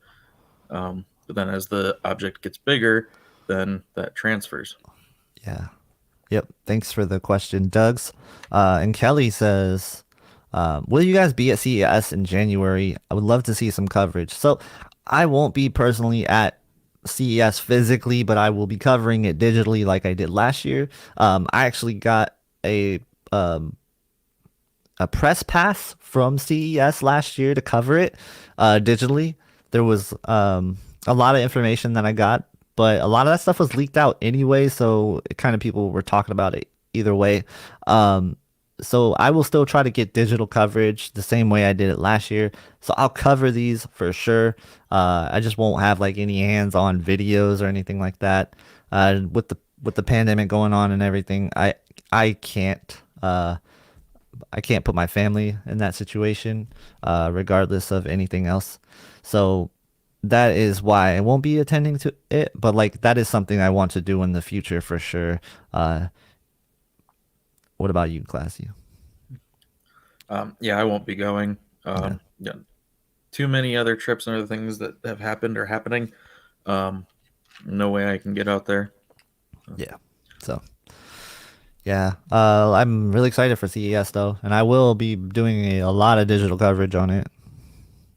CS is one of my favorite times of the year. I just love how the excitement is, and I love the presentations that you see. It's like E3 but for TVs, you know? So that's a good way to put it. Vamps is asking about Amazon Prime. I don't know if the Windows 11 version has 10 plus or not. Um, Yeah, I don't have Windows 11. Do you? yep, I don't have a display for HDR 10 plus, and I don't have Windows 11 yet. So Yeah, sorry, I can't help you there. Wish I could, um, but I don't know.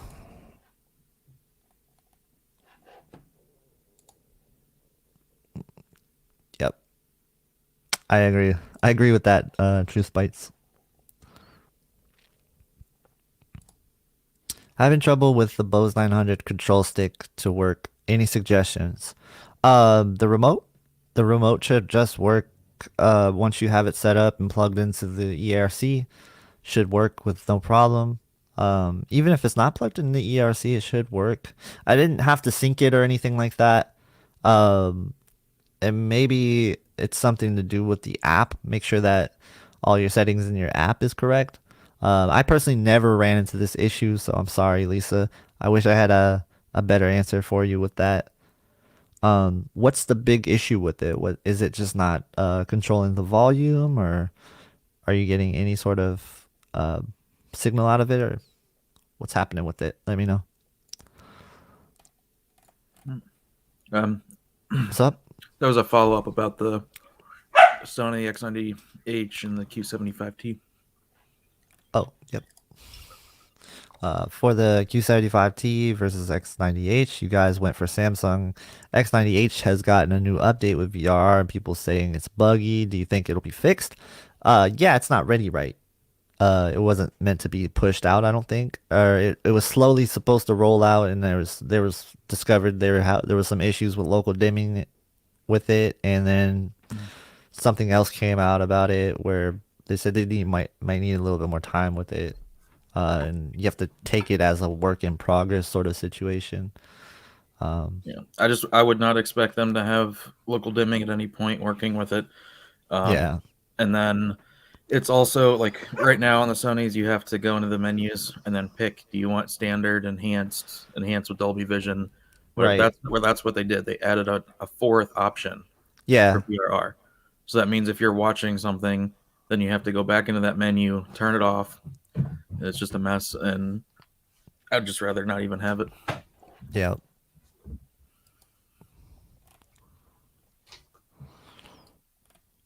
Let's see. We didn't set it up with the app because we plugged it in using an optical cable. Okay. Um, hmm. I'm not sure. There might be a way to sync it. I would check the Bose manual, maybe would have some information on it. I haven't set it up that way, so I can't give a real answer to this. I'm just gonna kind of give you suggestions that might help you troubleshoot it. Um, if you reach out to Bose directly on Twitter, maybe they will have a quick response. I found that when you are trying to get out to technical support to anybody like on Twitter, that seems to be the best way via Twitter, via Facebook. Is better than being on hold for a long time. So I suggest like direct messaging the company if you're still having trouble with it.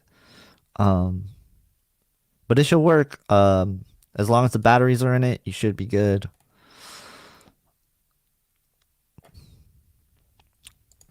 Vamp says the Neo firmware feels like a whole different display. Makes you wonder if they went to the Samsung TV division for help with the HDR algorithm, since the G9 Neo is the first HDR monitor with the HDR algorithm. Yeah, that's. I wonder if they did. That would be pretty interesting. I imagine they work closely together, though, for the most part. I think their TV division and their monitor division is fairly similar. Um, let's see. Yeah, I wanted to check out one of the Samsung soundbars because I want to see how it works with Q Symphony. Uh, does anybody in chat have Q Symphony? Let me know. And let me know how that works for you. Because I always thought that was a pretty cool thing. The Q90T speakers on my TV, I love the object tracking sound. Like if you're playing golf, you hit the golf ball, the sound comes from where that golf ball is, and then when the golf ball like lands off screen, you can hear it rolling off screen. I think that's really cool. So having that as a center channel, but then also having things to go along with it would be pretty awesome, right? It's perfect for story games, says Vamps. He uses it with his G9 Neo. Yeah, that's cool. The fact that it works with a monitor is really cool, you know? Very awesome. Yeah, the Samsung TV has really cool built-in sound for the most part. So using it as a center channel would be awesome. And I haven't tried any of these soundbars yet, but the Q800A was one that I was thinking about. Um, but also the Q950A seems pretty cool as well. The 900 is just the bar itself, I think, right? And the 950 is adding the extra stuff. I gotta look. I mean, it might just be the bar and the subwoofer, or maybe they're both combos. I don't know.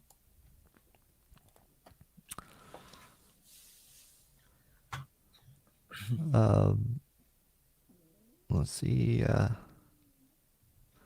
Yeah, I'm sorry, Lisa. I wish I could help you more with that. Good luck with it. I hope you do figure it out. Those technical issues and troubleshooting is pain, man. It's like finding your keys or when you lose your phone. That's what the equivalent is to that. Like, I mean, it sucks. That's why I always used to like misplace my phone or leave it around. That's why I have an orange phone case. So I won't get it lost no more. I used to like blend into my couch sometimes. I'm like, where's my phone? And then I found it like 2 hours later. They're like, oh, it's on the couch next to me the whole entire time.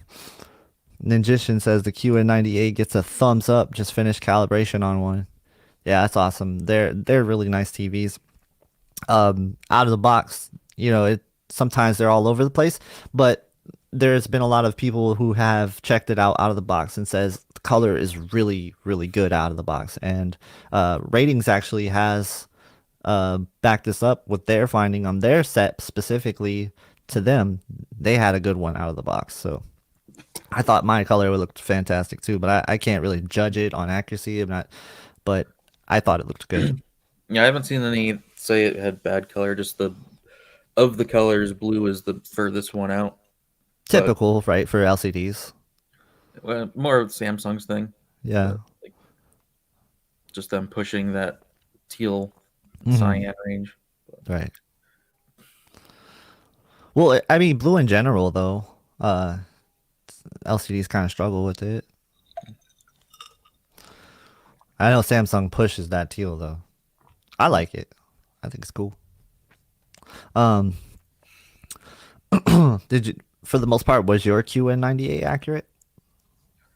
Yeah, the colors were alright. Except the blue was just a little over 3, if I remember right, but everything else was fine. Yeah. Um, and Matt, if you're still here, I'm curious if you tried playing a game if you saw the backlight lagging in HDR. Yeah. That's cool. Send some HDR photos and Neo and H. Yeah, send them over. I will send. I will put them up on stream. Sure. I'm Um. opening it. Yeah. Oh, he sent them to you. Yeah. Okay, cool. Yeah, that works. Yeah, LCDs struggle with blue. Yeah, unfortunately.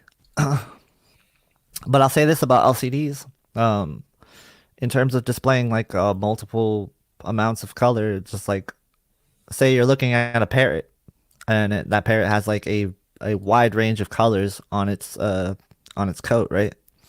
Then you're gonna get like that spread out like blend of color to just pop out more on like a QLED than you would on say an OLED. That's just what I've seen, and I seen that when I had the C1 next to the QN90A.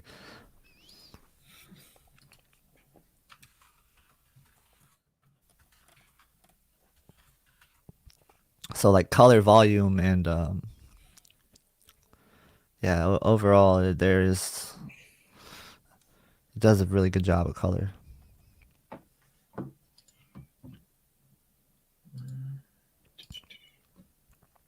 Local dimming. He said local dimming looked fine on VR, Black Ops, Xbox Series X. Yeah, the VRR works like flawlessly on the QN90A. I didn't have a problem with it.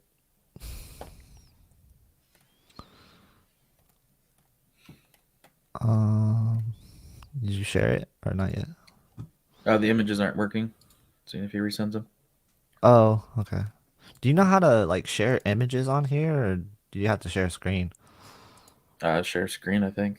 Oh, that's weird. There's not like a share image. There's a share video, but there's not a share. Uh, um, yeah, it's kind of weird.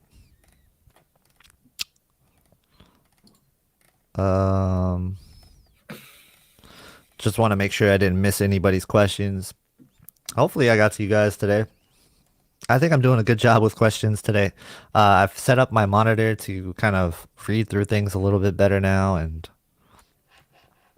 yeah, if your question was mixed, go ahead and just type it again.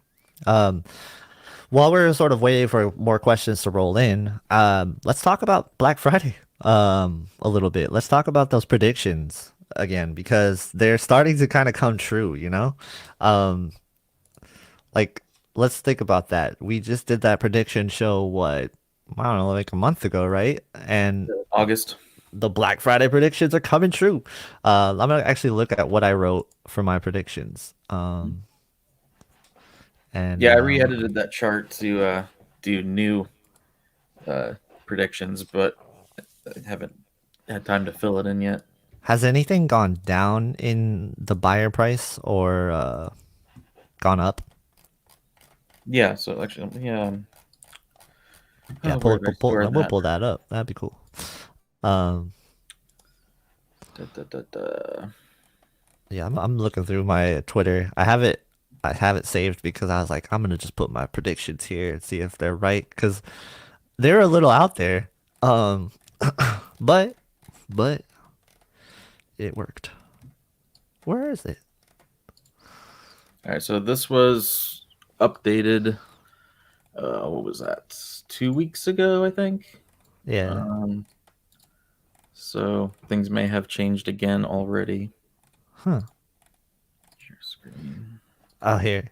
I'll let me tell you my prices real quick. So I said the 77 A80J would go to 3,000. It did. And I said the 65-inch A80J will go to 1699. It's almost there. I almost got that right. And I was like, this is a very optimistic price. Um, but yeah, I wouldn't be surprised if it actually got there now. But also wouldn't be surprised if they didn't drop it anymore. So, all right, so here is the new updated store price. So this is what they're buying it at, right? Well, no, this was the whole thing. So got the. Oh, So okay. these were the originals that I had. This is what's updated. If it's in red, it's gone up. So it was 823 when we did that stream, and that's what we estimated. And then these are the current prices as of a week and a half ago or whatever when I did this. Yeah. These were the estimated Black Friday prices that we had, and then haven't filled in the new ones yet. Ah, actually, I should leave that up there just in case. Let me make it smaller though. Um, huh. So the ones in red are went up, is what you're saying? Yeah, so like the 77 G1 has gotten more expensive. Okay, Um, that makes sense. Those are all like the, always sold out. the X90Js have gone up. That's crazy because the X90Js those were on sale at Costco for like Mhm. 2,400 It was seven. There was 1900 for the 75 back in August. Um, just recently. I think the 85 was like 2,400 or something like that. well, that's the 91J. That's last Yeah, year's 900H. yeah. So, um, let's see. I think the 75. I thought the 75 was gonna go to like 1,500 personally Yeah, so on the our X90J, but the didn't. C177 technically dropped to 29, so that one hit. Yeah. And the 65 is actually a little bit less than what we originally had. So yeah, Hmm. we'll have to maybe next time go through and update this with uh, new estimations. Yeah. I mean, I don't see it dropping too much more than what we got now. Yeah, I think 100, $200 depending on the size at most. Yeah. Like if you drop the uh the C1 even more, like you're getting close to the store price that they're paying for. Like you're almost hitting it in most cases, except for the 77 inch.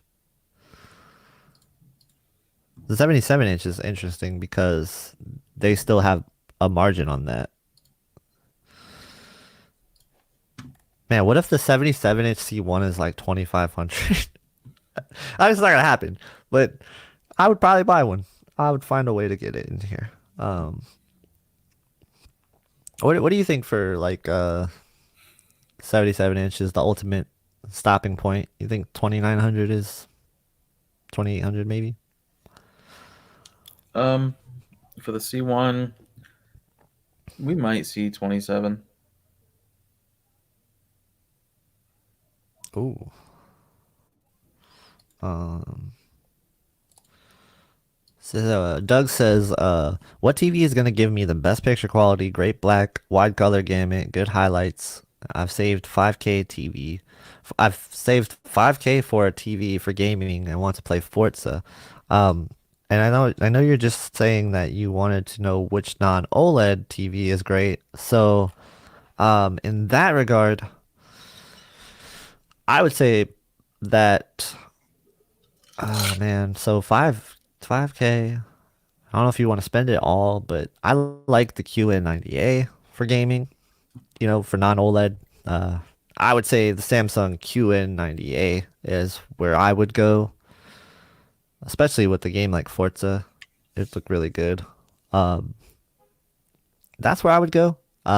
Maybe I would say the 900A, but then even then you don't get VRR and stuff, so probably not. I would say QN90A.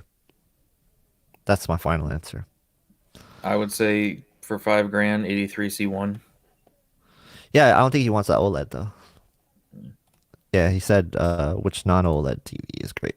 Ah, okay. Yeah. Um, don't worry about it and get a G1, a 77 G1 with a warranty. Well, I mean, like, I don't know. It depends on his preference.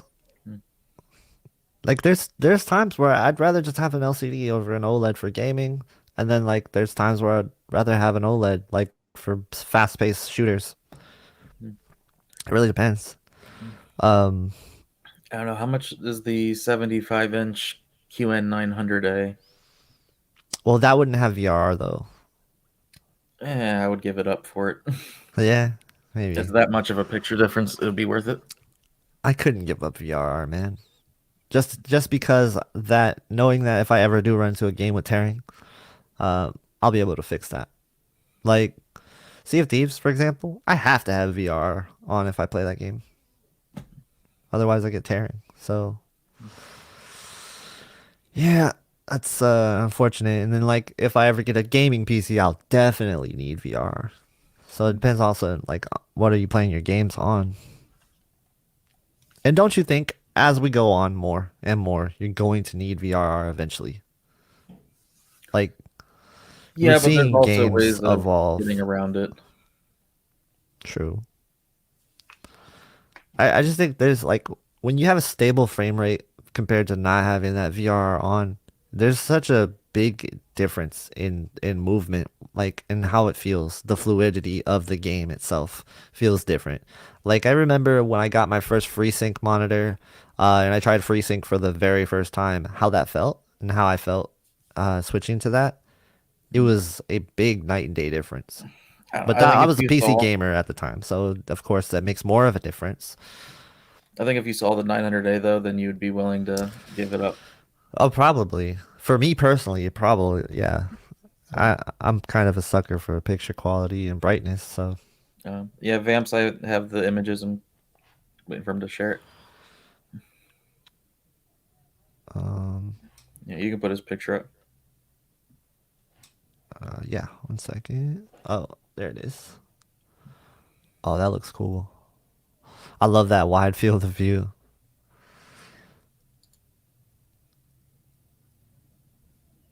Ooh.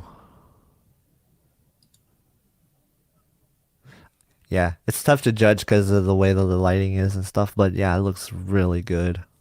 Like that looks bright to me. Like to me that looks super bright and I just think like that wide field of view is so cool. It's one of the reasons why I thought about getting it over the 48-inch C1. Um, but like, this is sort of giving me FOMO a little bit, but like I don't have the gaming PC to support it, so I ultimately decided against it. But yeah, if I had a gaming PC to support it, that would be sitting on my desk right now, for sure. That's sick. That's sick, Vamps. Congrats on such a cool setup, man. So cool.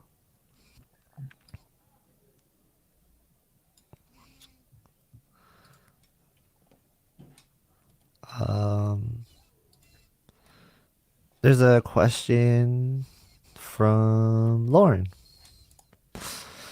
Says I need help choosing a Sony TV X80J 55-inch or 65-inch. I want to get the 65-inch, but I'm afraid it's going to be too big for my living room. So if you're gonna lean towards the 65-inch and you're willing to pay that price, I'd probably go with a 55-inch X90J. Just step up from that, right? Um, if you can, aren't they the same price? The 85, the 80J and the 90J, same price, 65 to 55, I don't or think so. I is think the X90 is still like over 1,000. oh is it? This is Okay. the 80J, not the 85. I don't know. I haven't looked at the updated prices. Yeah. But I know I I just would saw just say there that was a for, sale. Um, I don't so know how X, far you're sitting, but I just can't see a 65 being too big for a living room. yeah, it depends on your seating distance, and then your field of view preference is what I always say. Um, the X80J 65 inch is 899 right now, and the yeah, so it's definitely cheaper. Um, and this the 55 inch of that same TV is 749. So I definitely think that that extra difference in price is worth the step up. You know, that's like when we're talking about the 6 series as well. Like the difference between going to 55 to 65 is like $200. I would definitely go 65 in that situation, you know. But you know, I don't know how far you sit, so let us know. We'll try to Seven help you feet. out. I would definitely say get a 65 for 7 feet. Oh yeah, I think 65 would be good for 7 feet.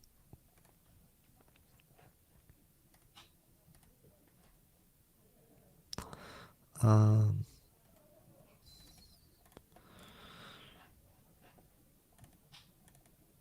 Yeah, thank you to everybody in the chat for helping out with the questions. That's really cool. I love when the community is helping each other. That's what I love about this community. So everybody's so nice to each other, and they don't like they don't shun people. They don't like try to gatekeep. Like, oh, you have a crappy TV, get out of here. Like they don't do any of that stuff. So like, I love that this is a no gatekeeping culture that we have here, and that's amazing. So keep that up. This sense of community is awesome. And then AC says, is the A90J 65 worth the price jump from the A80J 65? Ooh, see, this is tough. I always go back and forth with this one. Um, I don't, I, it's hard to justify that. I think if you're sort of like towing the line and you don't want to stretch the budget quite, then I would say stick with the A80J. If the money is not going to be a big issue, and you just want to get the best TV you can get, then the A90J 65 would be worth the price jump in that situation. Like I was showing the difference in some of my side by sides and even the guessing game thing that I recently did.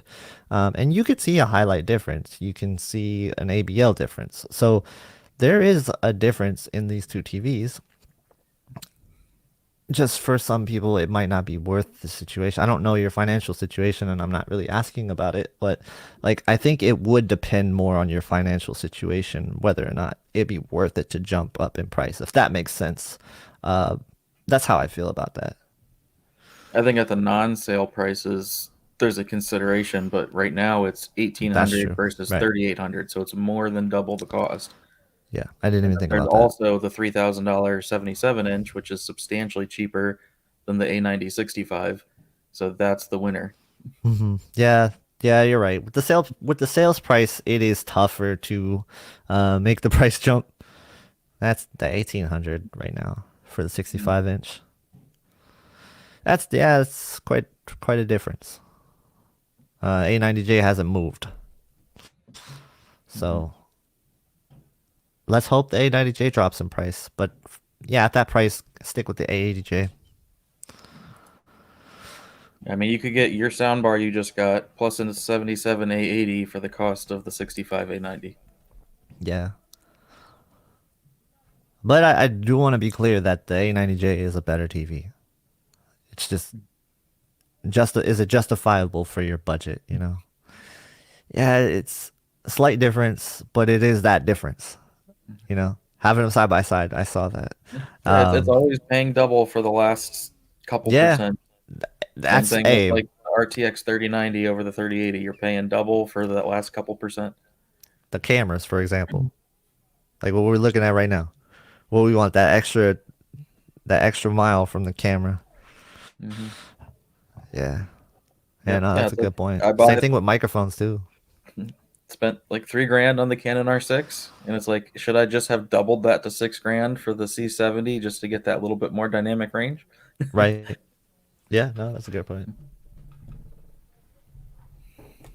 I'm gonna move this closer so I can plug in my charger. Fun, fun stuff. All right, no, I'm not actually. We got 26% on my battery. We're good still. Um, yeah, I'm. Let's see. I'm trying to catch up with chat. Does the semi-gloss screen make a difference? No, I don't think it does. That's my verdict. Most people that buy the A80J tell me I was thinking way too much about the matte screen, or the semi-gloss.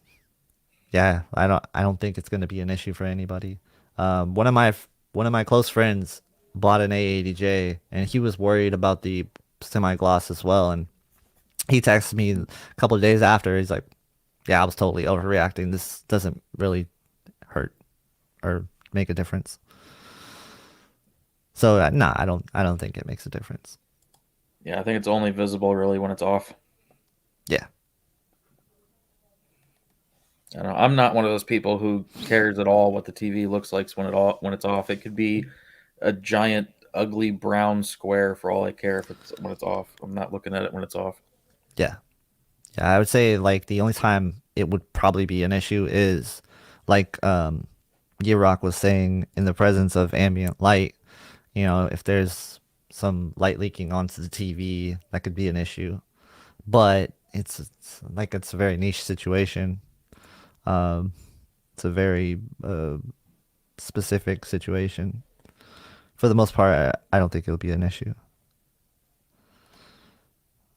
Let's see. Again, if I missed your question, just go ahead and retype it. We're gonna wrap it up here pretty soon. Go about, I don't know, 10, 15 more minutes. Man, Google TV has some weird art. Oh yeah, no.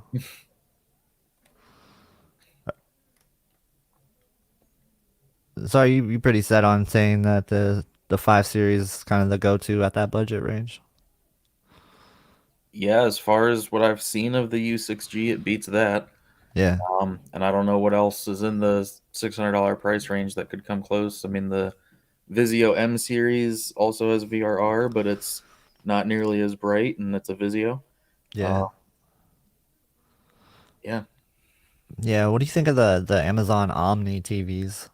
I think that's gonna be like a 5 series in a way, because it looks like they are getting their parts from TCL. yeah. I don't know. But I think like their 5 series is called the 5 series, right? And then so the Omni should be the 6 series, but it doesn't seem like it is because it's 60 hertz. And so like I would compare the Omni to the 5. But it's a very confusing kind of thing. But it does look like it is made by TCL from what I'm seeing. Mhm. Yeah, that is definitely a video that is very high on my list. Is this? I'm tired of seeing people talking about ABL when they really mean Oh ASBL. yeah, dude, I made a And video on it, and it doesn't seem to work. But and we talked about it on streams like multiple times. yeah, I mean the biggest thing I think that really The Linus thing, right? yep, the Yeah. Linus thing saying you can disable ABL when you can't. That's gonna yeah. Hmm. Dang it, Linus! You always make our jobs difficult. um, yeah, I also want to say that like on the topic of Vizio TVs.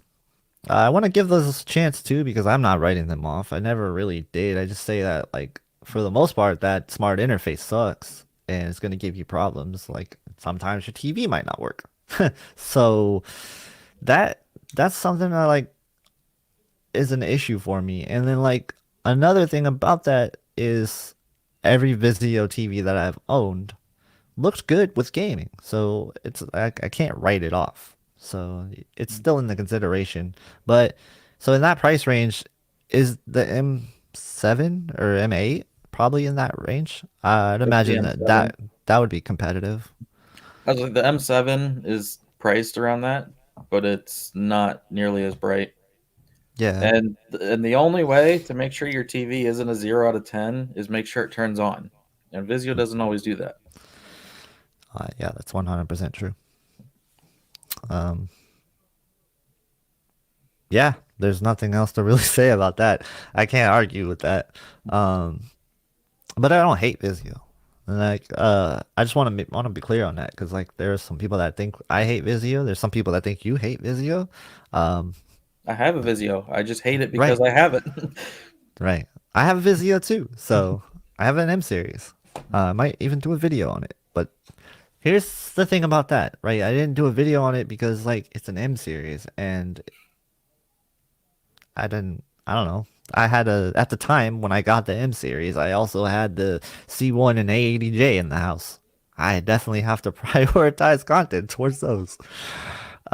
So yeah, I don't know.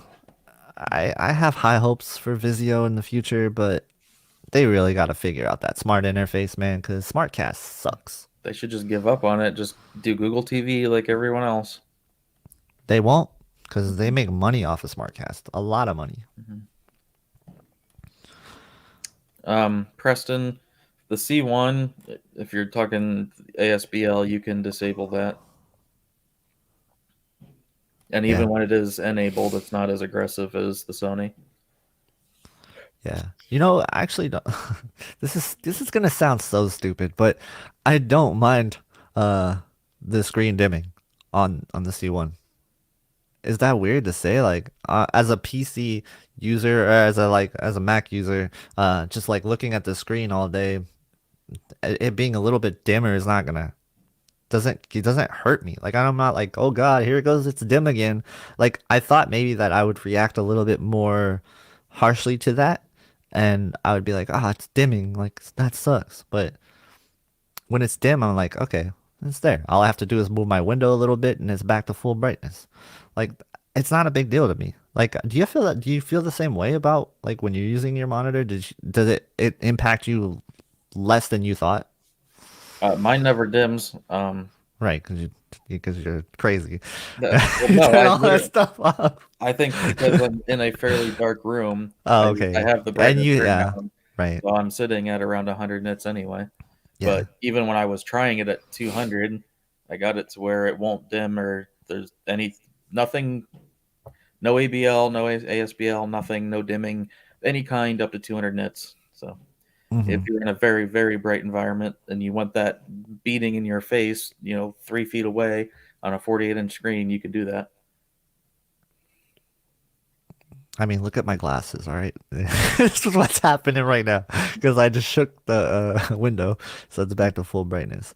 But I like to have my TV at full brightness because I do graphics design, so I kind of want to see like everything coming through a little clearer.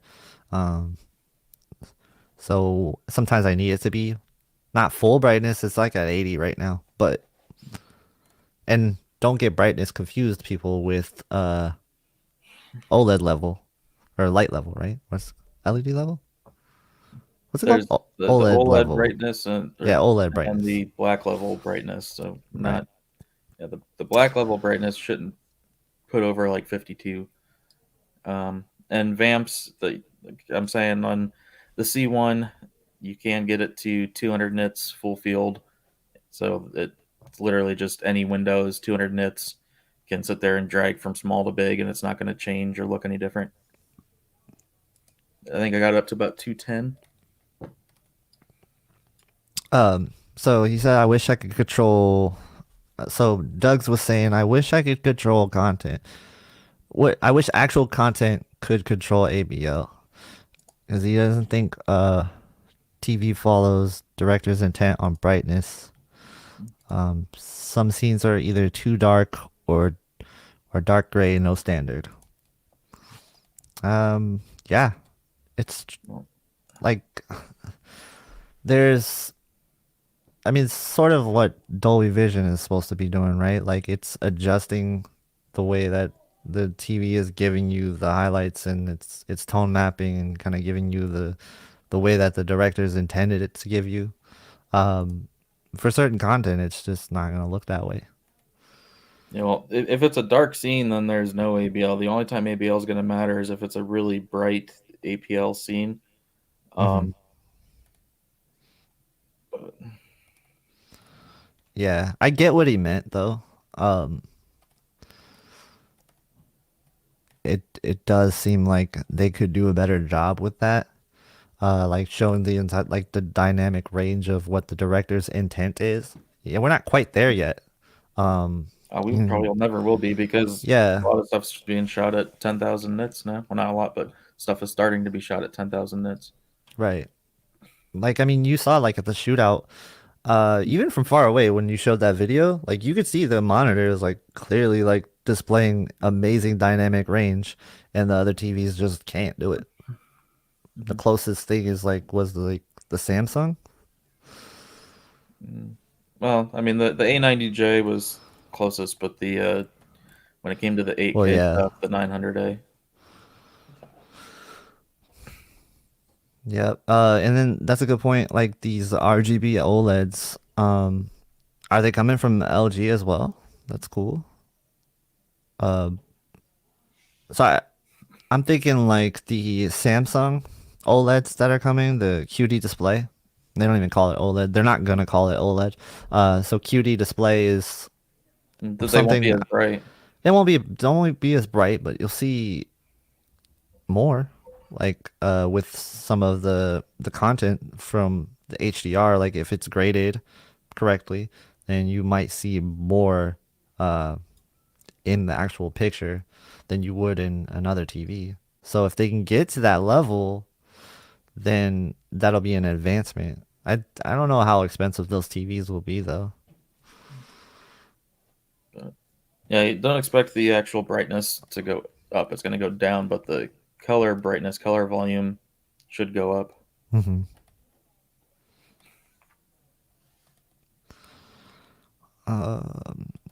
What's your brand of HDMI cable? So, disclaimer, I use Ruri Pro and they sent it to me for free. But I used Ruri Pro before that as well. I used some of their just regular HDMI 2.0 cables. They work really good. I haven't had a problem with them. So I use the HDMI 2.1 fiber cables from Ruri Pro. They're a bit expensive, but that's what I use. And then Classy uses the monoprice braided cables you showed off earlier. Yeah, I was using the Zeskits until I got the monoprice because they're cheaper. I just sent the Zeskits back. Um, yeah, as long as it says certified, and then I believe it's what ultra high speed is what it has to say. Yep. Uh, um, if you're ever unsure, just go to hdmi.org. I believe hdmi.org. You should be able to see all the specifications and what the sticker needs to look like.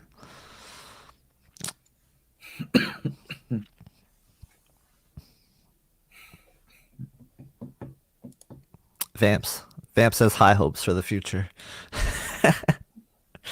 He's a PC gamer though, so he's like he's been there, done that with 120 hertz. Um, Yep. I just sold my RTX 3080 to increase my camera budget. Dang, how much do you sell it for? 1,500 Hmm, is that a good deal?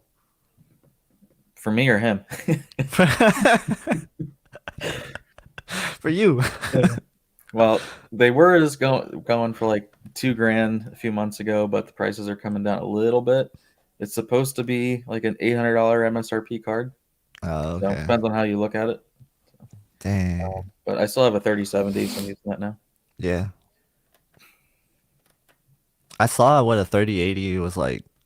There was a pre-built one for like 1800. I almost bought it. I couldn't justify it right now. I still gotta get some other things. I was gonna get a video light, but this seems to be working. Like this little LED light over here looks kind of works. Um, all right. Let's uh let's get to the last few questions and we'll wrap it up. You got anything you want to talk about? I don't know. I've been looking into camera stuff so much. It's like I'm now debating if I should add cameras to what I cover on the channel. Hmm. There's like a small non-chain little camera store not too far from me. Maybe go see if they'd like lend me stuff to review or whatever. Yeah. I thought about cameras as well on my channel. Like what I'm going to be doing is I'm actually going to be starting a separate channel in the future. Um, and this is more of like a personal goal of mine, a personal dream of mine is I wanted to make a channel dedicated to people who want to get into content creation, filming, things like that.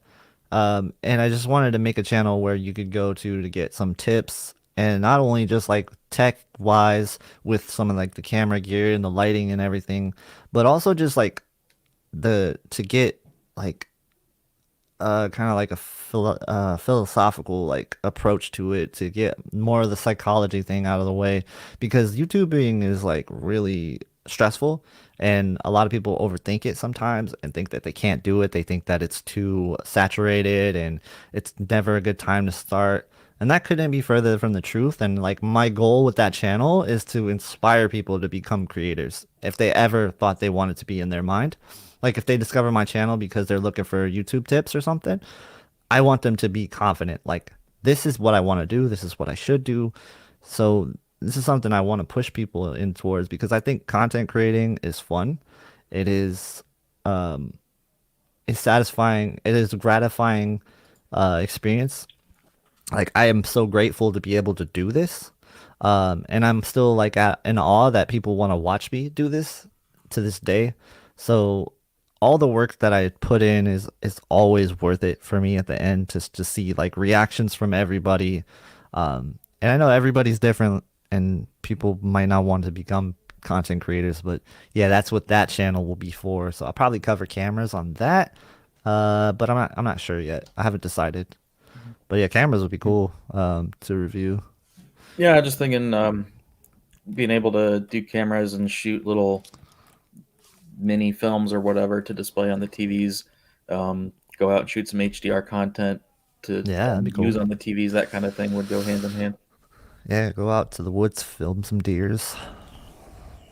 Um, Spillage Village with the super chat. $10. He says, "What do you guys think of early reviews on the HTA9? With the need for bass and the extra cost of the subwoofer, it seems to be pushing entry home theater prices.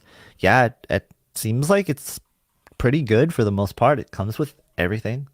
Um, and those other systems, like the one I'm reviewing now, the Sonos 900 or the Sonos Arc and the Bose 900, that is you're gonna need to buy add-ons for that if you want that full experience.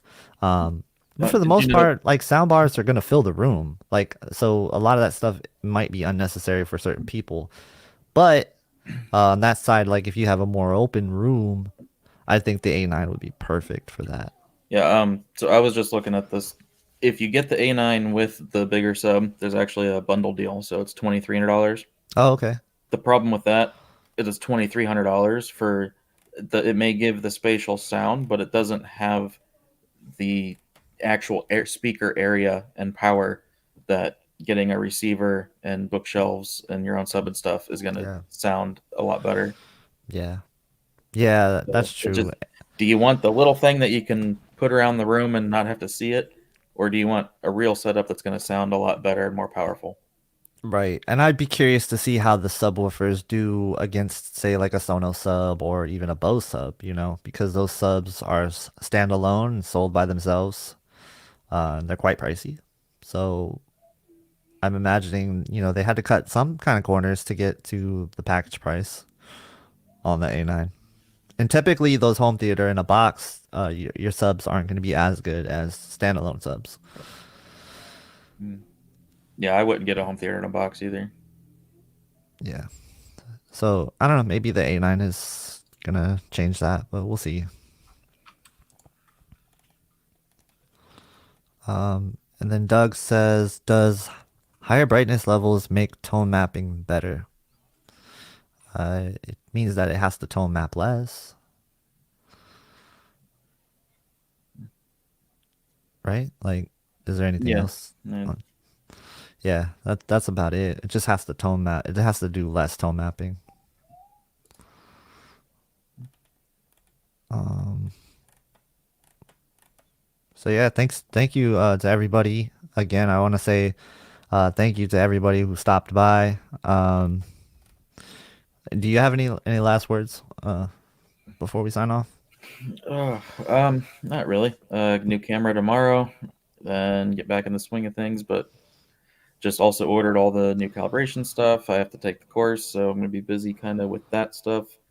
Um, but Yeah. it's coming.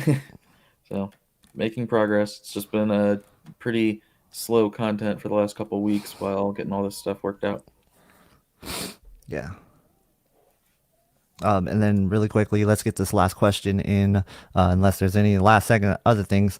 75-inch X95J dropped to 2500, making me second guess ordering the 7780J. Thoughts? Don't second guess. Don't second guess, just get the A80J. Yeah, it's a $500 difference. I think the Yeah, A80J is going to be a significantly better TV. unless gaming's really important. I say even if gaming is important, I'd I still mean, I rather think have the the A80J. brightness. I mean, not only is it going to be brighter in general than with the dimming, that you don't have to worry about that at all. So I Yeah. just, if gaming was important, then I would take the X95 probably, especially being $500 less. But Yep. but if you're Eh, more worried about movies and picture quality, then be happier with the A80. yeah, I would get the A80 for sure. Um, it sounds like the 77 inches are pretty clean for the most part. Yeah. All right. I just have one last second thing I want to talk about before we sign off, and that is I did start my channel membership. We already have a few members, and thank you to those who have joined. Um, we have 3 different levels. The last level, I don't expect anybody to join. That's just kind of there for anybody that does want to ever show that unnecessary amount of love. Again, no, I don't expect anybody or recommend anybody to join the legendary tier, but if that's something that you're ever thinking about, you will get rewarded for it. But for the supporter tiers, the basic tier, you get the live shout out for being a supporter. You get priority reply to comments, and it's getting harder to reply to comments. So this will be good if you're ever in a time situation where you need a reply right away. Sometimes it could take me like a month to reply to normal comments, just because I want to dedicate an actual response to you and not just say thanks. If you're asking me a question, you deserve an answer. That's how I feel about that. So I usually take my time to reply to comments. But if you are a member, you'll get that priority reply, and I'll reply quicker. And then same thing, live Q&A priority. That'll let you be able to ask questions pretty much instantly um, before everybody else in the queue. So I'll be able to see it because it highlights your name in green when you ask a question. And then there's some member only polls and stuff like that. But that's the supporter level. That's $4.99 to join. You also get the loyalty badges next to your name and then custom emojis. So like if you see PS5. Let's see if that works. You guys see that in chat? You get these custom emojis. They should be working. And yeah, it's just some interesting stuff that you get for being a member. It's just for showing your love. And then I have the second tier, which is going to be the elite tier. And that is going to give you the exclusive video content. It's one video a month, at least one video a month. And this is just going to be like raw, unedited footage, sort of maybe just like a hot take discussion where it's just not professional, not going to be a ton of editing going into it. Sort of like my older content was, since I'm getting up there, I have to like start producing more quality stuff. So this allows me to be able to make some of my like run of the mill videos and let you get out there. And then the early access to new videos, that's just gonna let you see videos as soon as they're uploaded, and you won't have to wait until that 7 a.m. launch time like there is normally.